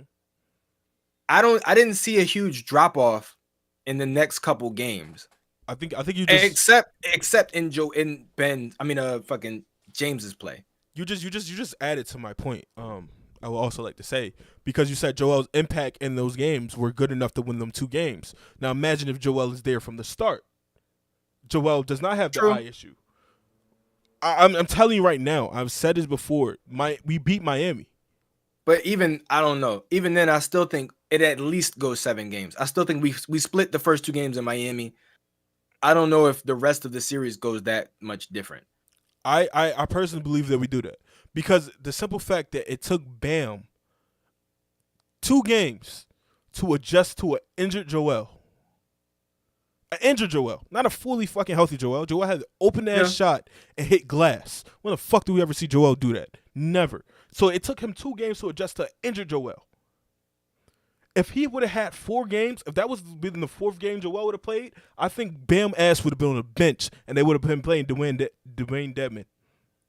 That's true. That's probably true. But I think that's equally as important as James Harden playing like shit. I mean, yes, he played like shit, but he was playing like shit the whole entire series. So I didn't expect anything from him. Oh, I mean, he had one great game, and we damn near blew Miami out that game. But also, Joel was back.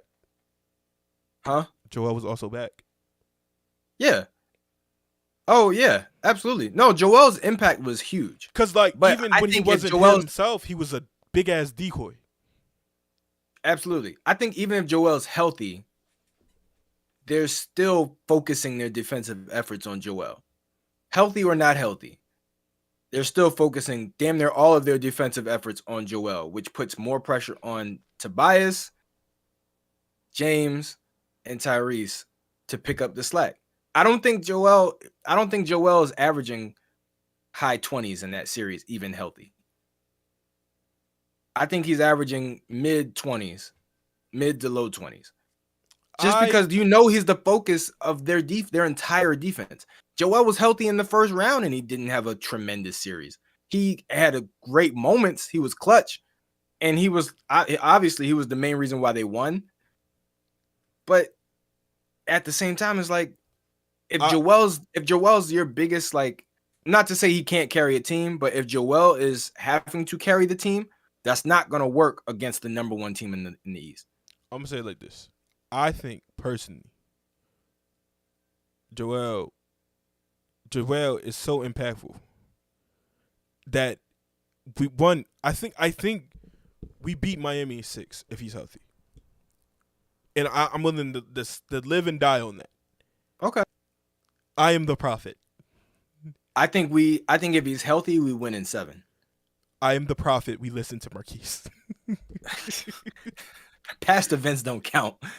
You can't predict a what if. Healthy Joel. We'll never see it. We'll never know. We won't ever know, and it's unfortunate. That's like saying if Kawhi missed, I guarantee we make the finals. It's like, well, we'll never know. I think we do. Or not even we'll win the championship. It's the simple fact that we should have been into the Eastern Conference Finals 3 years. We should have been there. And obviously, it's if. You know what I think is the craziest part of all this? Yeah. All the times that we should have gone to the conference finals, the team that we would have faced was a great matchup for us. Or the team that we faced won the championship. No, I mean, like, the team that we would have faced in the Eastern Conference Finals, we probably would have beat their ass. In 2019, not only that, but like facing Milwaukee in 2019, Milwaukee last year, like Boston this year, I think we beat them. Toronto won the championship, beat us. Milwaukee didn't win the championship. We could have went on there if we would have fucking held on to a lead. Yep. Joel gets injured. I still believe this one is the more iffy one than any of the other ones, because Kawhi shots once in a lifetime. He's never going to hit that shot again. 2, you go up 30. Why the fuck are you losing? Yeah. That 2. They happen. Obviously, once again, I'm saying a lot of ifs. If my parents was white, I would be white. So it's if. There's a lot of fucking ifs in there. Okay. But you can't ignore those. Like, it's one of those things as a fan you can't ignore. Like these blimps in the record book. Like that. Like, once again, like, I harp on that shit. Like, to the point when they replay the fucking Kawhi shot, I turn my fucking TV off. Like, literally, I can't watch that shit because in my mind, like you said, in my mind, I'm going, if he don't make that shot, we're champions. We're champions. Yep. Obviously, the events will have to go down as they went down for Toronto. Because I don't think we're beating the fucking Warriors with fucking Kevin Durant. Like, I don't think that happens. Yeah. Obviously, the events will have to transpire. Like, they went down, KD get injured, Clay get injured, whatever the case might be. Obviously, I'm not wishing for injuries on them, but like, it happened. But even then, bro, I'm gonna be honest with you. Even if they didn't get injured, we have a much better chance than Toronto. Yeah, I think. Yeah, with the perimeter defenders and perimeter scorers that we had, and then on top of that, like, you're going, like, nobody's matched up against Joel. Who's Steph guarding? Who's guarding Ben Simmons? Right. And then, like, you got Ben. Imagine this: you got Ben on fucking. Oh, Matisse wasn't drafted yet. Matisse wasn't there yet. He wasn't there yet. No, not yet. He wasn't there yet. But just the thing: Jimmy on Steph, Ben on KD. You could just fucking leave somebody on Clay. Clay's not a dribbler. You could just have somebody in his face. Yep. Because who was our three at the time? Jimmy. Oh, no, Jimmy was. Because we had JJ. Two was JJ. JJ. I mean, JJ on Clay. JJ on Clay. I was going to say JJ and Steph, I'm not going to say cancel out because Steph is a better defender than JJ.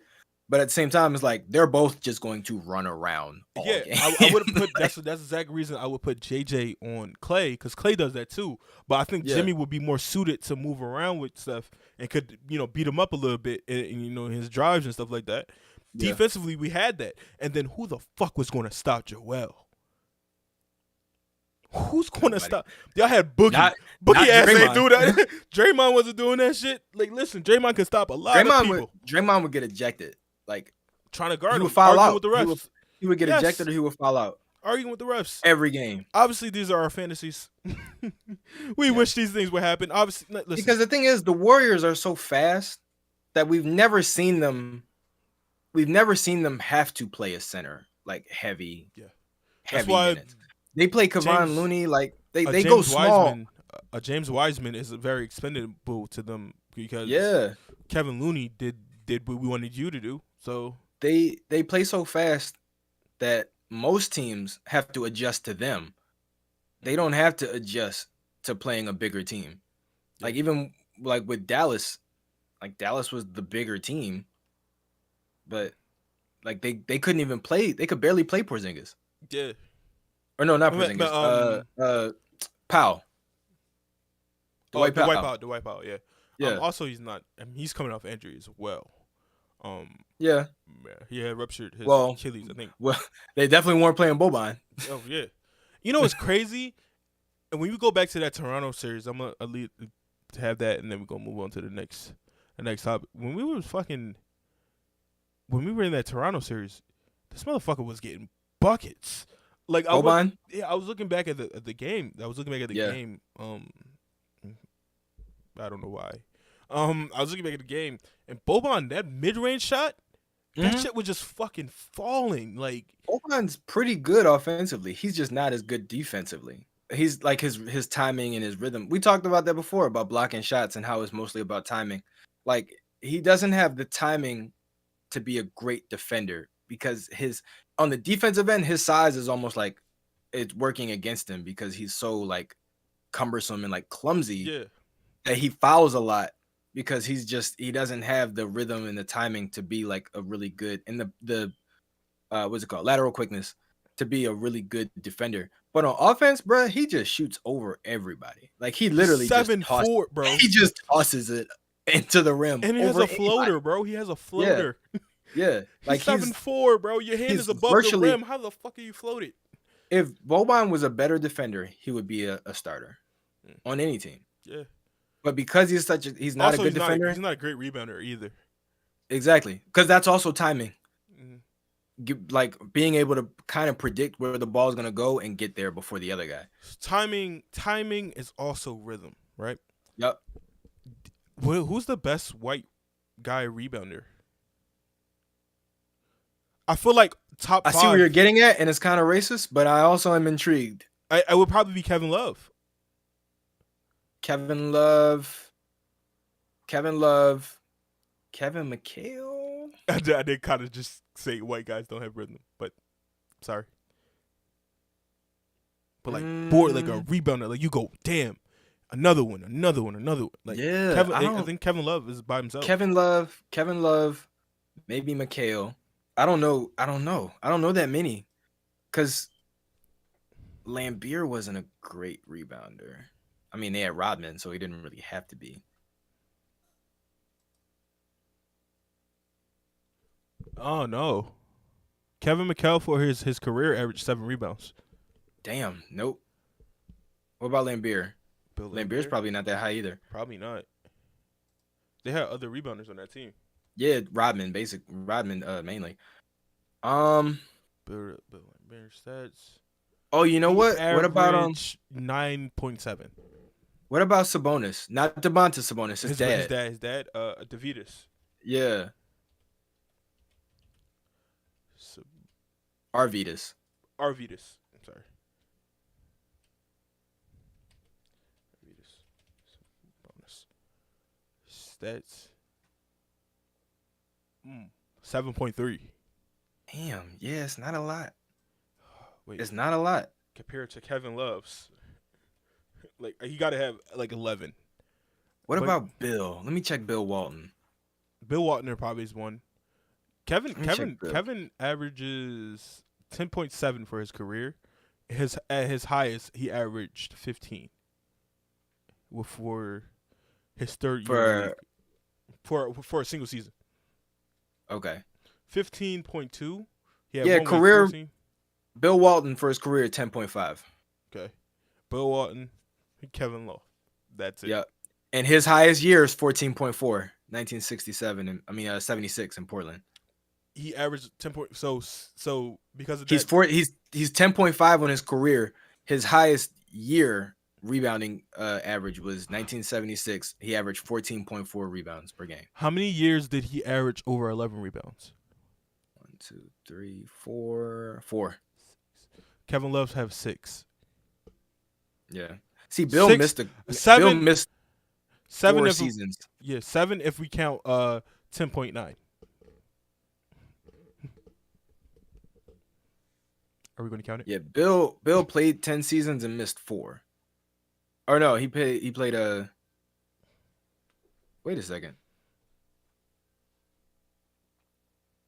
He played more than 10. He played 13 seasons and missed 4.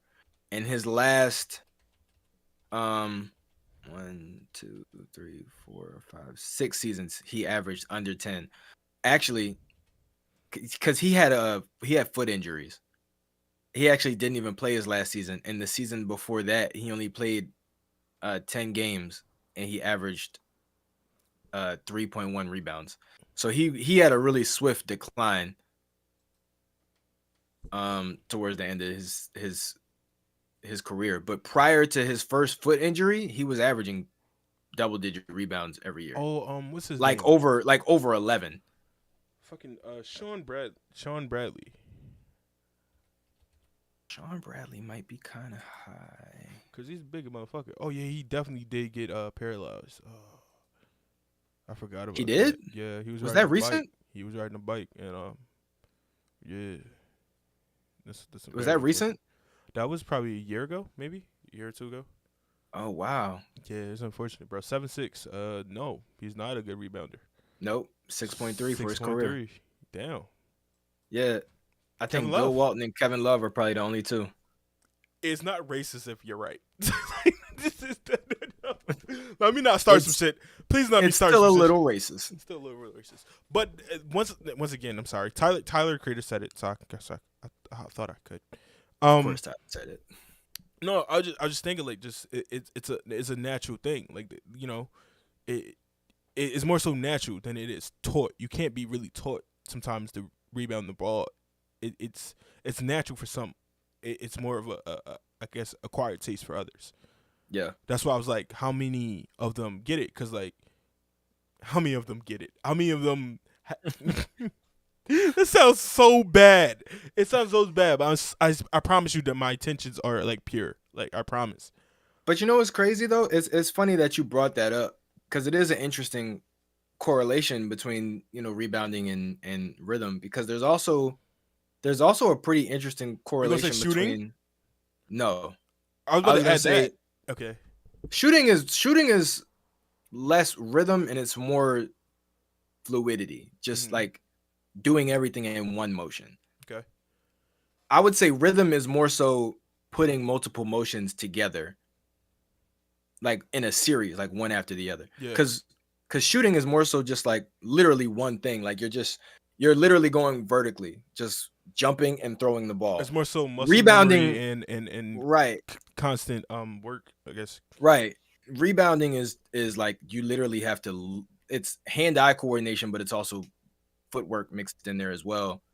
Shooting is as well, but it's a little bit more. Like I said, it's so fast. It's just like one motion basically. Rebounding is like, all right, I gotta look at the ball, predict where it's gonna come off, get over there, get position, block out the other guy, and then after I seal him off, go up and get the ball. So it's like, but I was going to say, there's also an interesting correlation between rhythm and post-production, like scoring. Because a lot of the best post players have been either like converts, like guys who played other sports first. Yep. Yeah. Or they were just really like agile guys, like really athletic and like gifted in terms of speed and maneuverability. Like D Wade was a great post player for a guard. Great shot blocker too. Yeah, but he was also just like such a really fluid player offensively that it made sense. Kobe Bryant was a good post player for a guard, but he also was a convert. He played soccer. Joel Embiid played soccer and volleyball. Yeah. Hakeem played soccer. Like most of the best guys in the post have been either just freak like body control, like being able to just make their body do exactly what they wanted to do whenever, or they have converted from another sport. They played another sport growing up where that required them to have good footwork. Because if you think about it, nobody's 7 foot or taller should have any kind of footwork. Like that's something that you had to have been working on from the time that you were the same height as everybody else. For Joel Embiid's case to be Joel and Hakeem, I guess you could say, to be considered the best, some of the best all time. Yeah, and Joel's bigger. Yeah, Joel's bigger. Hakeem was like what's Hakeem? Yeah, Hakeem was like 6'10". He was 6'11", 6'10", 6'11", yeah, but he was like a good 30 pounds lighter. Yeah, like Joel was like 280. I think they said he was 280. 7'2", 280, 7'1", 7'2", 280. And I want to get into the argument that I heard with JJ Redick talk about the most skillful guys, and it was like this most skillful list all time. And what's his name, Mad Dog or whatever the fuck his name is, Max Russo, something like that. Yeah, he was like he would put Bill Russell. You can't take Bill Russell off the list, and JJ went down a fucking list. It was so fucking badass, bro. JJ was I would put Larry above Bill. You said so. You're saying right now that Bill Russell is more talented than Joel Embiid. He was like, yeah, I'll take it because you can't ignore the 11 rings. I'm like, bro, what? He said who's more talented. He didn't say who's more accomplished. Yeah. I hate that. I hate when people not to mention how many of those rings came as a coach. Right. Like he didn't even play. Also, he won a lot of those championships when there were only 8 teams in the NBA. Mm-hmm. In the fucking first round was like one game. Wasn't it like one or two? It was like 3 games or something like that. It was best of 5, I think. Yeah. Or best of 3, actually. Actually, no, that recently just changed. I think it was recent that changed. Probably. Because I think it was best of 5 when AI was when they went to the finals in the first round. Oh, I don't know about that. I think I heard somebody say that. I was watching No Dunks. You should watch No Dunks. No Dunks are entertaining. I don't think so because the Lakers I think went like 16-1. Oh wait, no. 3-6-9. No, actually wait. You might be right. It might have been best of 5. Was it? Because they went the Lakers 14-1. Because the only loss that they had was game 1 against the Sixers. That whole playoff run. Yeah. So if they got 4 wins, it would have to be 3 wins. 4, 8, 12. Yeah, it would have to be 3 wins the first round, 4 wins, 4, 8, 9, 10, 11. No, that wouldn't make sense. Because that would mean that they would finish with 15 wins. I can always check. I definitely have a computer in front of me. We're not good at math. Because there would be 3 wins first round, that's 3. 3 wins second round, that's 6. 3 wins conference finals, that's 9. And then 3 wins, and it would be 12. Well, yeah, so it might have been best of 5. There would be 12-1. It might have been. I can't remember. I remember watching those games, not knowing what the fuck was going on. I was like, what, 5? And I was 1. What year? I've gone back and watched them, but I don't remember exactly what the series. And yes, it was in 2003. It was best of 5. 2003 was when 2003 was when they changed it to the first round to being the best of 7. Okay. Oh, it was just the first round. Yeah, just the that first was round. What? That was best of 5. Yeah, only the first round. Okay, that's why. All right. Because I'm thinking it like each round was best of 5. I understand why the first round would be best of 5. Because I do remember they played 5 games in the finals. I remember that, so it had to have been best of 7. But yeah, I guess the first round was just best of 5. That makes sense. From 1984 to 2000. I like that. I honestly like that. I think they should change that back. I actually think it should stay like that, like best of 7. I'll be honest with you, because In the first round, there's the talent. The talent is a lot. I think probably. I think it should depend on the seeding. First, 1 through 5, 1 versus 8, and the 2 versus 7 should be best of 5. Every other one should be best of 7. I think because we have the play-in now, I think the first round should be best of 5, because otherwise, you got the 8th and 7th seed having to play 7 games after they just played games. I actually possibly. I wanted to get on this. I wanted to comment on this. In the bubble, they only did this if the teams were in the play-in. Only kicked in when the teams are close in record, right? So if I'm the 7th seed, right? Because one year in the West, the 7th seed won 49 games. Yeah. And then the 8th seed won like 45, and then under that it was like 30, something like that, 30 stuff like that. It should be a game gap, like only if you're 7 games within 7 games, then the play-in happens. Versus, dude, I had almost fucking 50 wins. Why the fuck am I playing a 35 game team, 35 win team? It should be something like that. Versus then, because if I'm in the 7th seed, bro, like I'm in there. 8th seed should be more so on the line versus me, motherfucker. I'm here. Like I'm in there. Yeah, I think you're right. I think the play-in should be shortened, so it's not the 7th and 8th. I think it should just be the 8th, and it should only kick in if the 9th seed is within 7 games. 5 maybe. 5. Because they did that. Because if I won 5 more games than you, like, you're not as good. See, this now, but see, here's the thing. Here's the only thing that makes it kind of different: health. Because sometimes you have teams like Brooklyn that are very good teams, but they slide because of injuries. If you have a team like, who was the 8th seed this year? Charlotte? I think it was Atlanta.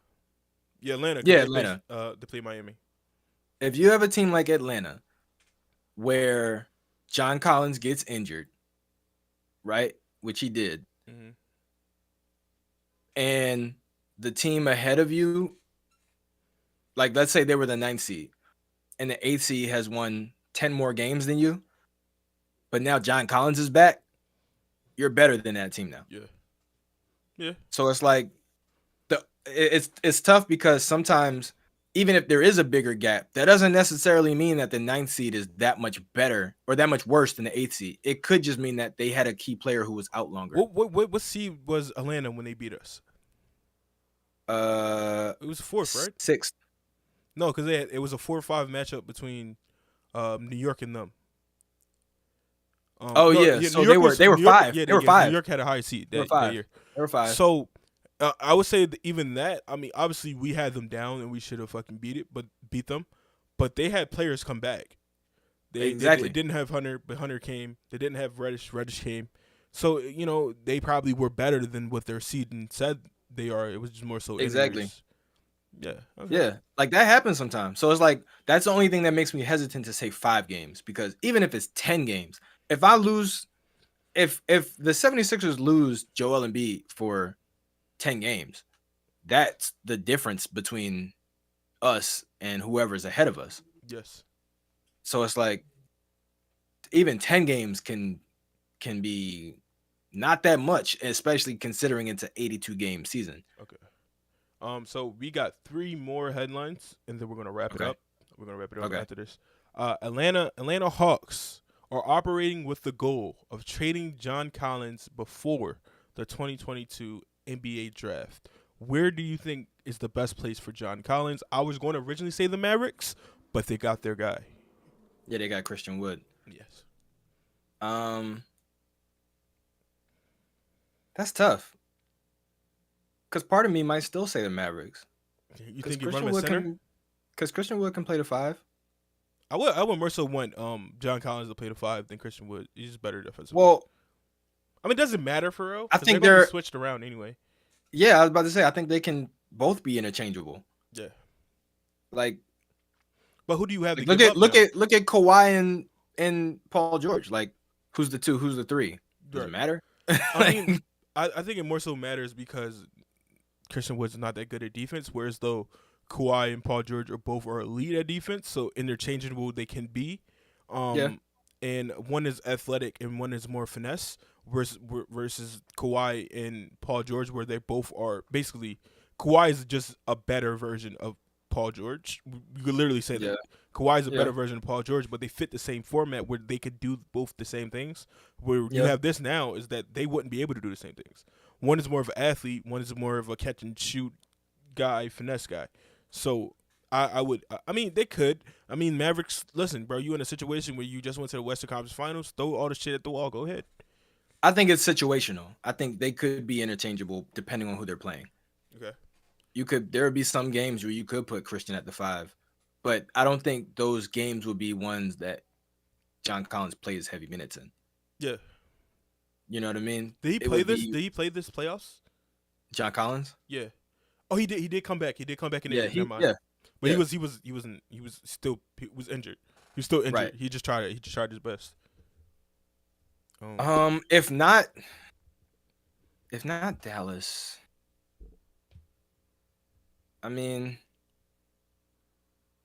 maybe Phoenix, maybe Portland. There's not a whole lot of options. There's not a whole lot of options. I think it partially has to do with the fact that John Collins is one of those guys that would probably be much better in a backup role. There was reports that Chicago is interested in him, so maybe Vucevic, Kobe White for John Collins, or is that too much? I don't know if it's too much because John Collins obviously has a lot more basketball ahead of him than Vucevic does. I just don't know if, like, for Chicago, they would be getting exactly what they need. Mm-hmm. For Atlanta, they would be getting Vucevic, who's good and who can, I'm sure, play alongside Trae Young, but they don't necessarily need Kobe White. I think he would fit more in. I think Vucevic now is going to be kind of like how Gallinari is, where he's like, he still could provide, but he's still going to show glimpses of what he was.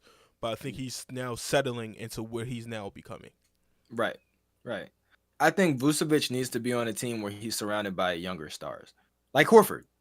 I think Vucevic would thrive in a situation where there's literally no pressure on him to be a star, but he can still give you. You can slide Vucevic to the 4 and still have Clint Capella there. Yeah, but Vucevic can't defend the 4. Yeah, you're right. I mean, they got Hunter. Yeah, but would you play the 3 of them together? I mean, Cleveland plays Lauri Markkanen, Jared Allen, and Evan Mobley. And we're very successful.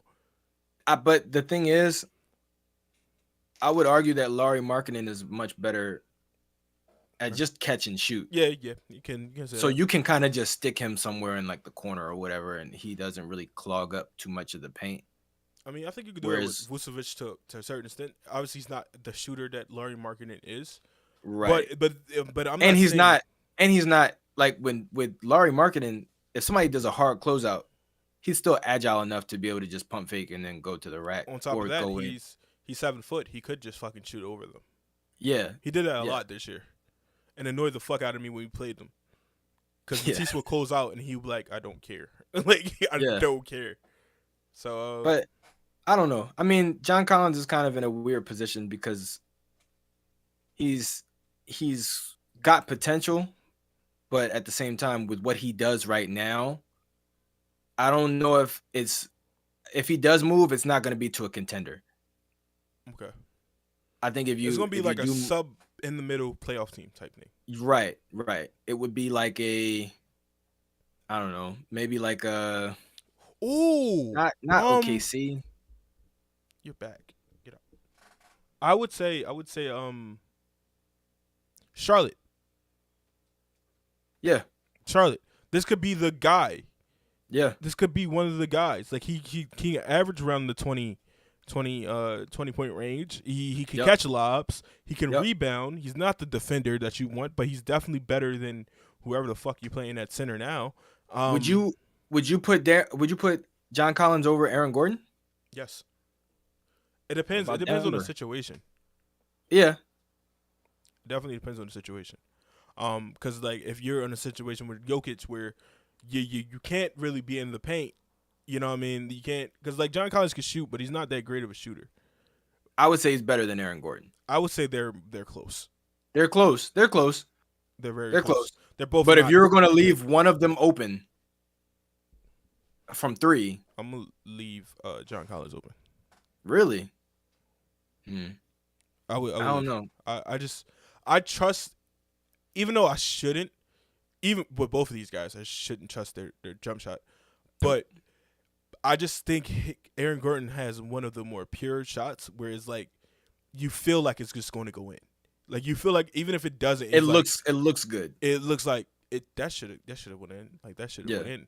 And he normally when we play them, the 2 times we played them, it looked like it was short. Like every time he took it was short. Whereas though John Collins, like he was making them against us, but it was like he shot it like it was like backboard. Like he, you know what I'm saying? It's like if one of those guys could find that even kill, their shots would be amazing. Obviously, that's the hardest part of being an NBA player is finding that shit. But it looks like they both have potential. I think more so John Collins has that potential to be there because he's younger, and Aaron Gordon kind of is what he is now. But I think John Collins, 23, 24? 24, I think. Yeah, so fits the scheme of the Charlotte Hornets. I think that's who they should get. I like Charlotte, maybe even Orlando, depending on where they go in the draft. Because Chet can play on the perimeter. I don't know if I would draft Jabari. Is it Jabari Smith, right?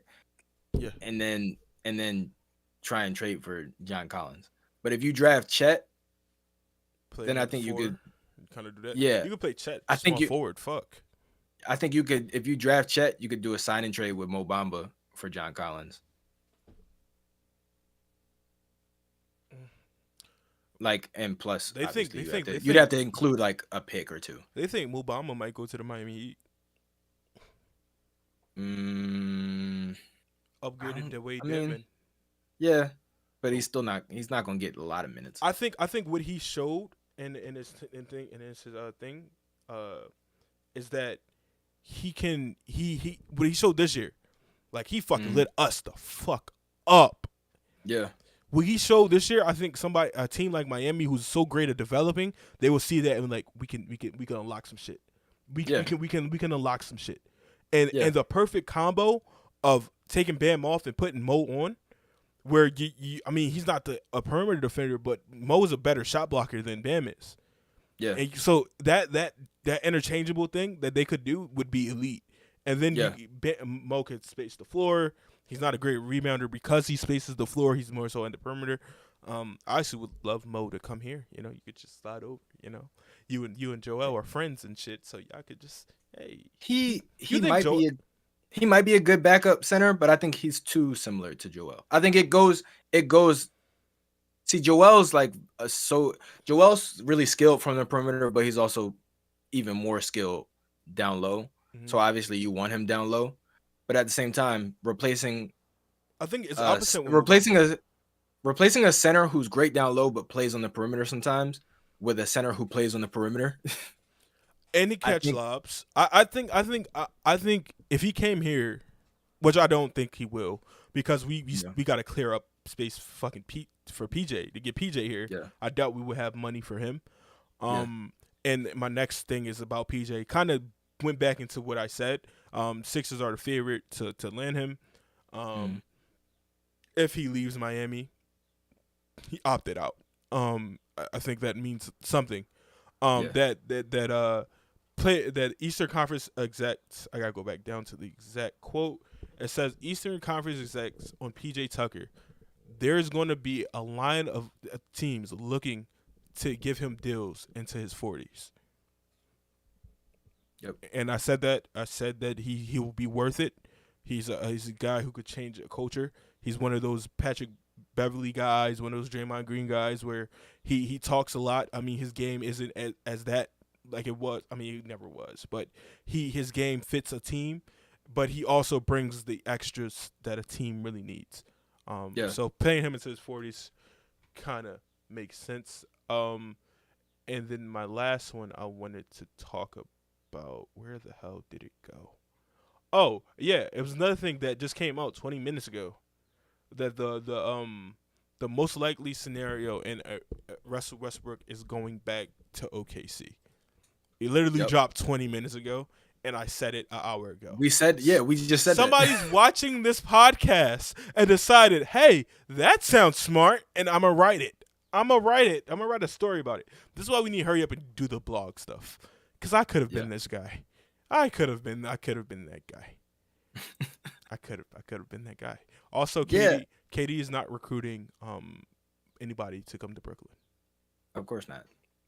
Just like when he said, "Motherfucker, I'm KD." That's literally his pitch line to people. Yeah, but that goes right back to what we were saying about the leadership thing. Yeah, like Joel called. It doesn't even seem like KD recruited Kyrie. It seems like the opposite. Even now, it was a report that Joel Embiid went to. So we had recently had Jaden Hardy in for pre-J workout, and Jaden Hardy was like geeked. He was doing an interview, and he was like so geeked that Joel came to talk to him. Yeah, like Joel was there. There was like Joel was hands on.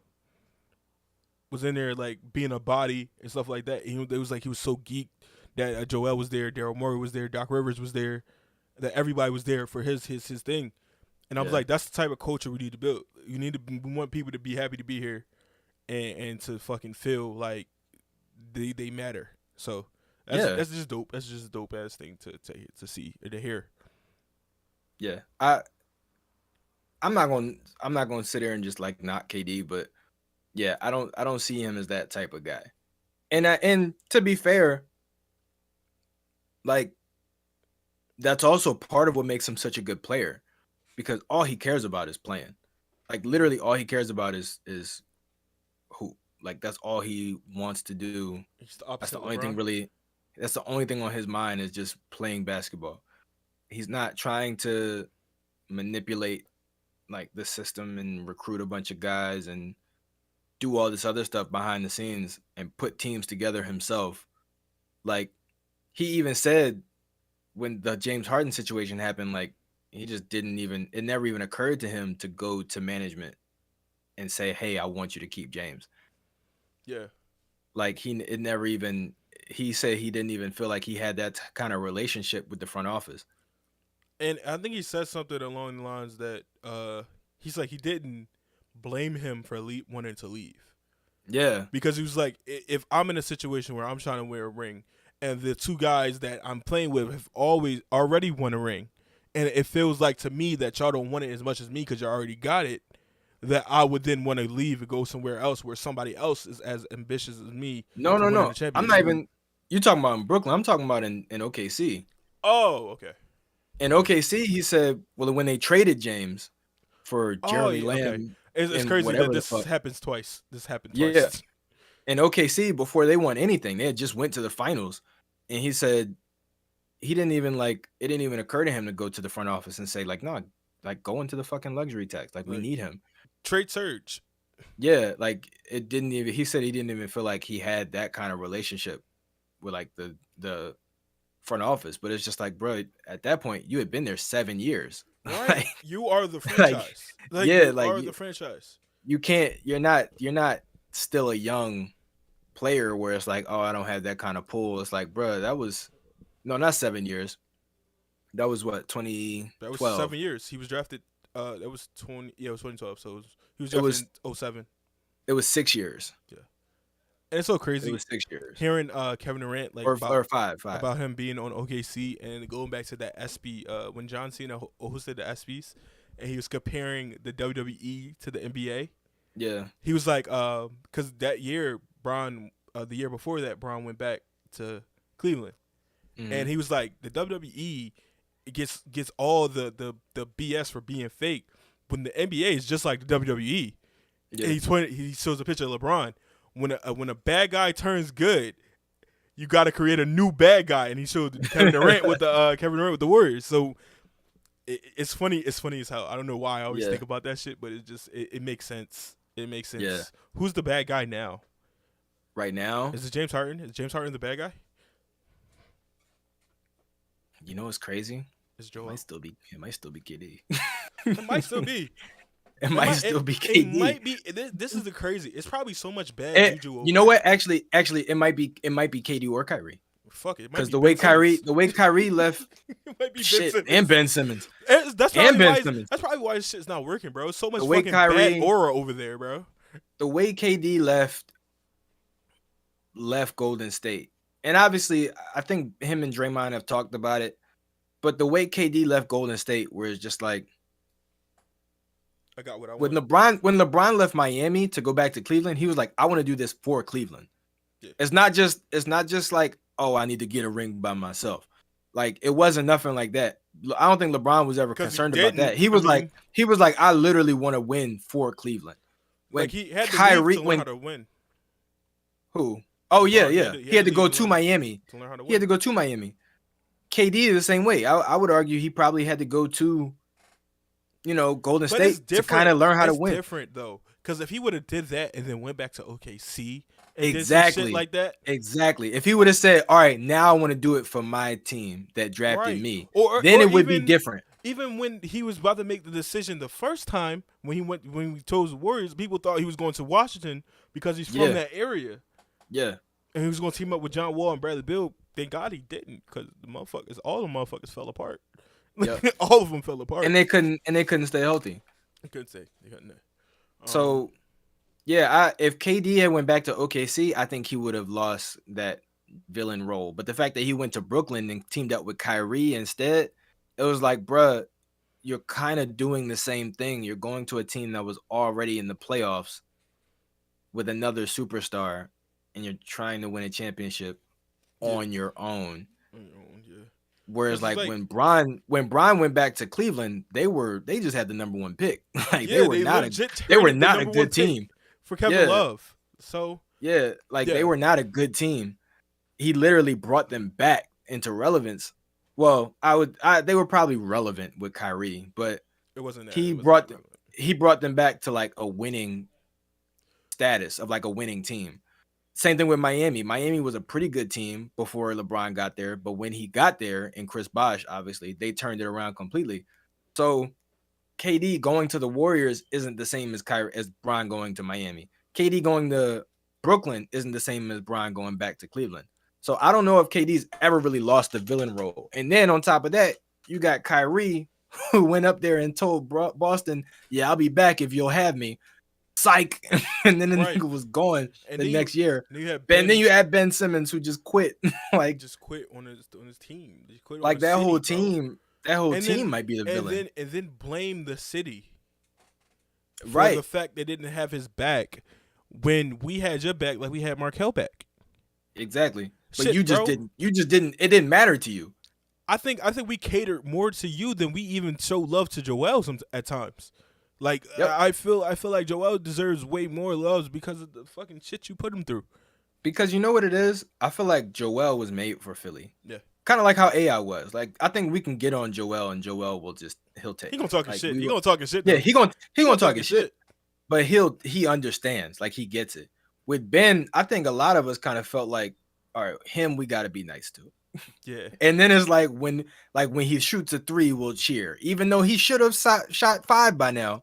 When he does finally put one up, we'll cheer regardless of whether it goes in or not. But if Joel shoots a 3 and it goes up and it doesn't go in, we're not cheering. Yeah. Like we're definitely harder on Joel, but that's because respect more. We know that he can handle it, and because we actually expect more out of him. And with Ben, it was like we're still trying to. Right. With Ben, it's like, bro, we're still trying to give this man confidence. Like we're not even. It's like dealing with your 6-year-old child versus dealing with like a 2-year-old child. If the 6-year-old does it, like they're both kids, but if the 6-year-old does it, it's like, come on, bro, you know better. If the 2-year-old does it, it's like, all right, I can't really yell at him the same way that I can the older kid. And it's like Ben, And we're talking about grown men. A year? He's a year and a half younger than Joel. It's like we should be able to. Yeah, we should be able to criticize you the same way. 3 years younger. No, he's not that much younger. He's 25. Joel's 28. Joel just turned 28, and Ben's about to turn 26. So 2 years, 2 and some change. Yeah. No, wait. Or is Ben already 26? No, Ben's 25. He didn't. I don't think he. I don't care. I don't care about his fucking birthday. You're 25, bitch, and you're gonna take it. But with Markel was like, I think Markel was built more like Joel.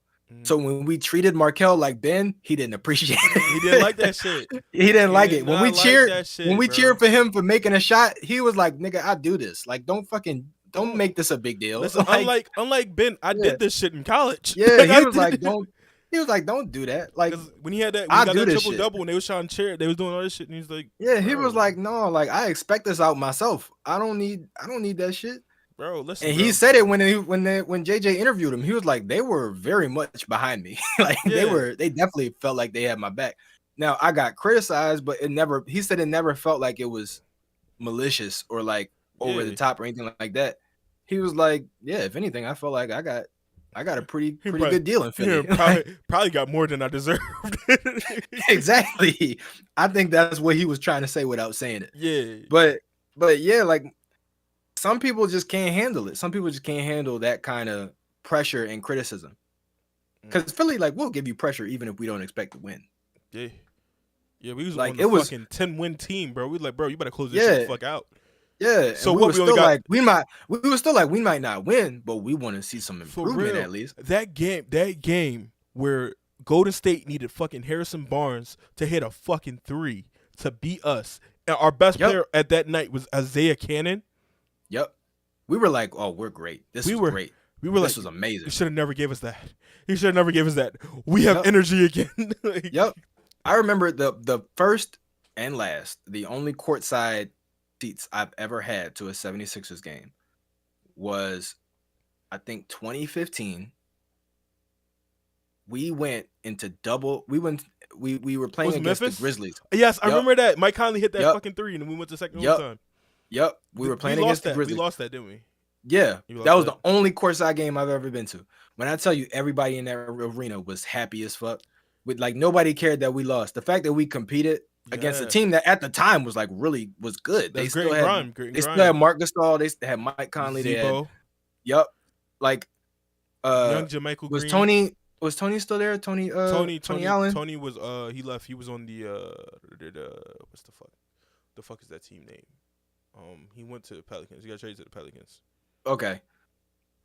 But like they were still a good team. Like they were still like a 45+ win team. Yeah. So the fact that we just went into overtime and it took the same thing, like a miracle shot from Mike Conley, even for that. He had like 8 threes that game.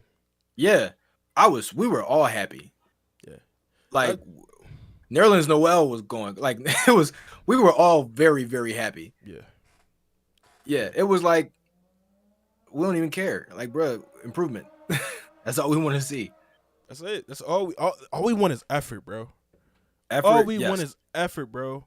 If we win or lose, people gonna talk about that shit regardless. That's the name of the game, win or lose.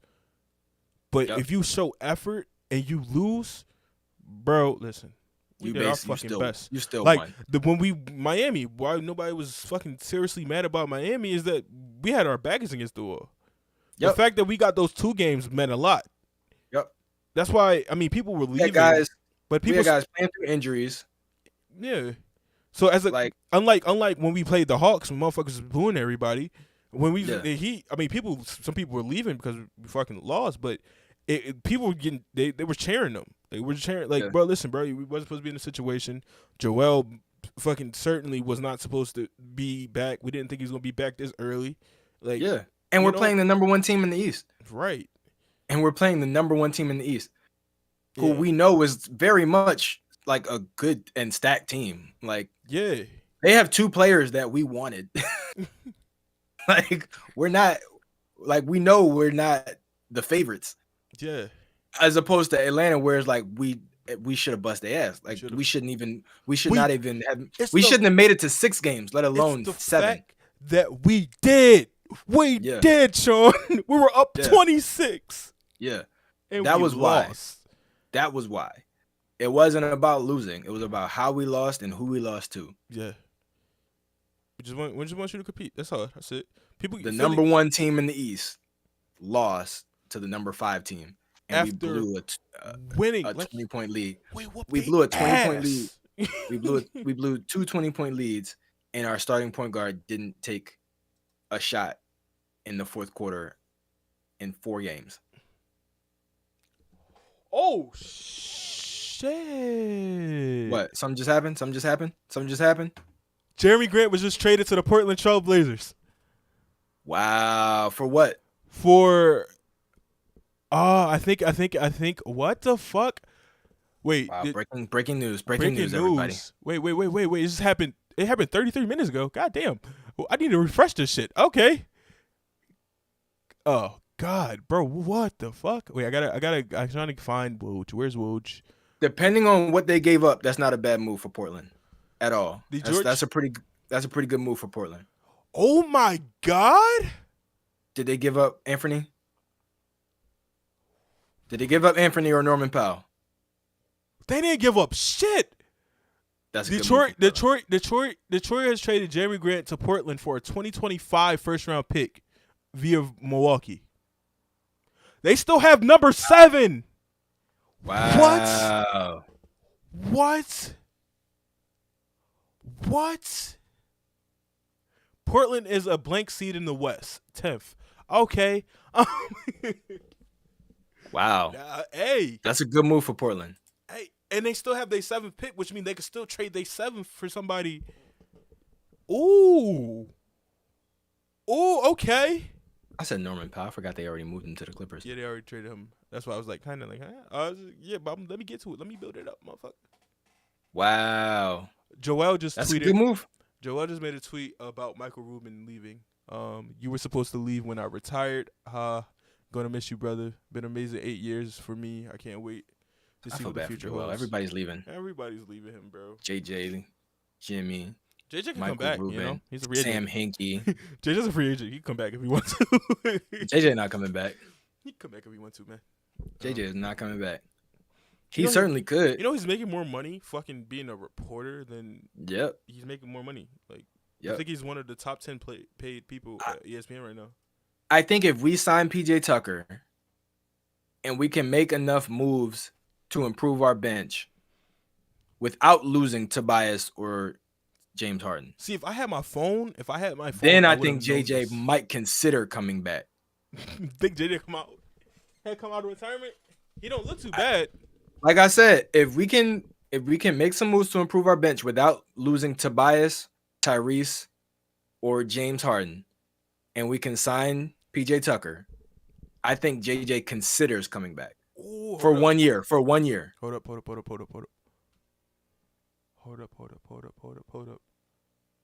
Detroit is making this move.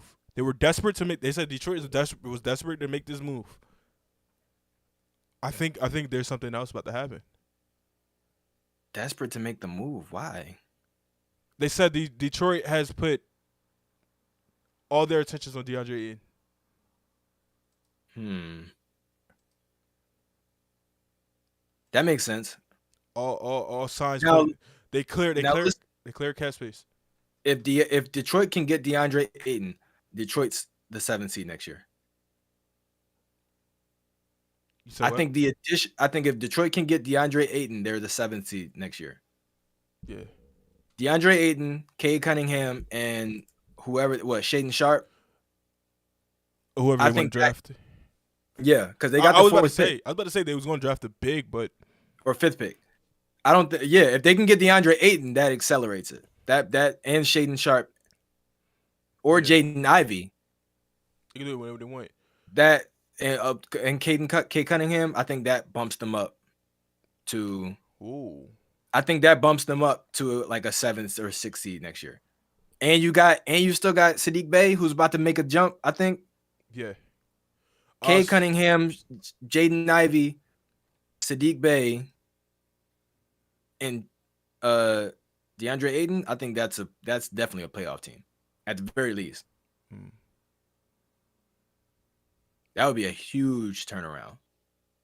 Data log says operating code. Yeah, same shit. I'm trying to like refresh before we end. That I mean, come on. Like we were supposed to end this like a little while ago, and the fact that full trade details. Full trade. Pistons received number 36 pick this year and a 2025 first round pick from Milwaukee. Blazers received number 46 in Jeremy Grant. The Blazers won that deal. I think they both won it if they both get what they want. If Pistons get what they want. I mean, either way, Pistons got a first round pick. We got a first round pick back, I guess. Yeah, I would even, if I'm the Pistons, honestly, I might even trade the number 5 pick and 36 for what to Sacramento to move up. Okay. Because Jaden Ivey doesn't want to go to Sacramento. He said that. He made that very fucking clear. Yeah. He would love to go to Pacers. From what I heard.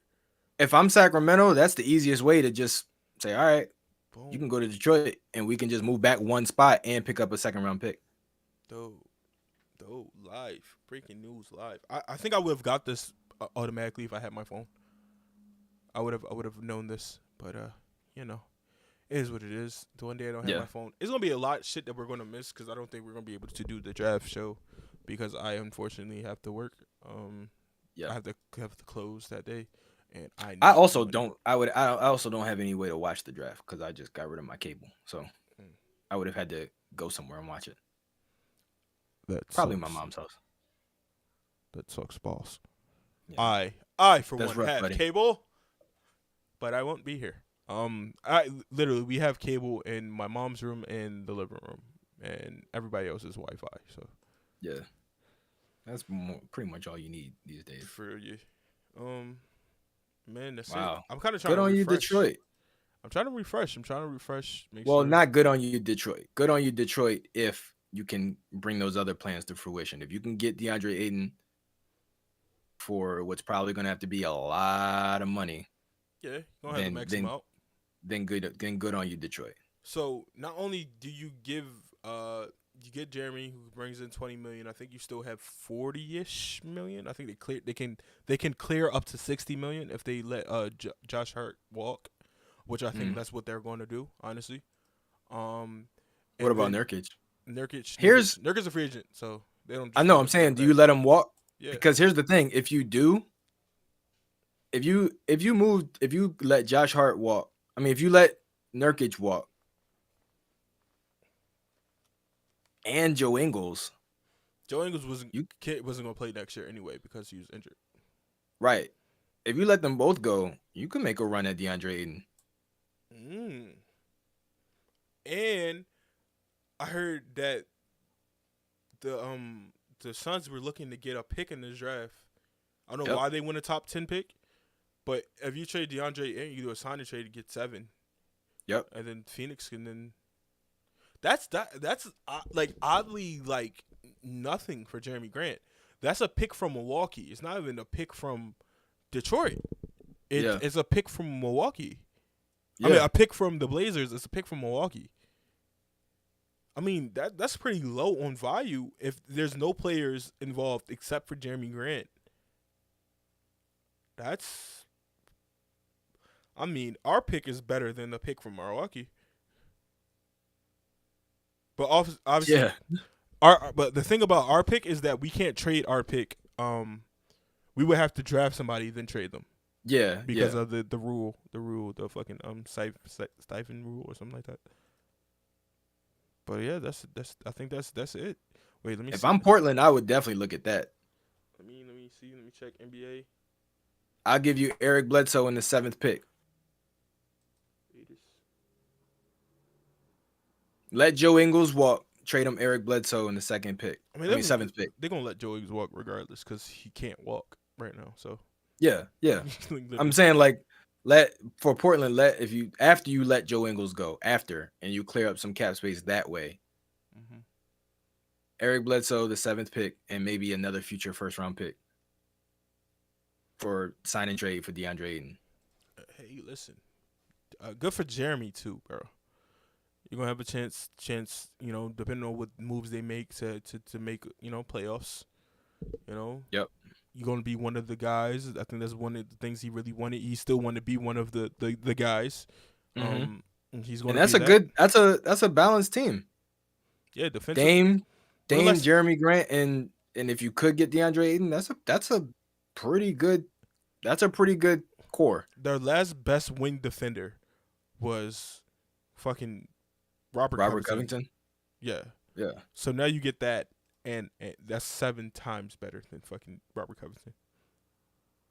Yeah. Woj said Daryl Morey has called numerous teams about potential 23 winning no player trade.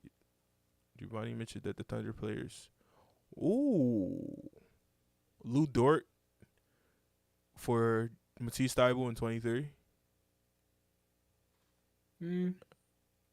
Not bad. Or like Cambridge Williams. Oh, somebody retweeted that shit. I'm sorry. All right. I think that's it. I think that's all. That's all we got. All right. That's all we got. Well, this has been another week of the Untitled Sports Podcast. Ladies and gentlemen, if you enjoyed it, please make sure that you subscribe to the YouTube channel, that you follow us on our social medias, Twitter, Instagram. Also, once again, this is live. We're going to do this more often. This is a live show, so you could literally come watch us. Please find us at YouTube at the Lowlights Network. You can find us, drop a sub, and we're going to do this every Wednesday. So, yeah, just come along, Come along for the ride. Yes, sir.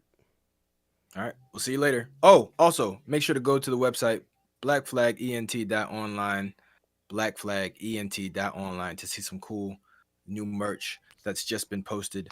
And also, soon to come. There's going to be some, and there's also going to be some more new merch coming soon. That Marquise is going to be designing himself. Yes. So it's going to be, I guess, hopefully good. But hopefully good. But follow us on our social media platforms: Instagram, Twitter. I believe we have a TikTok. Somewhat. Yeah, and we'll see you next time. Peace. Oh shoot! I almost hit disconnect. I keep thinking.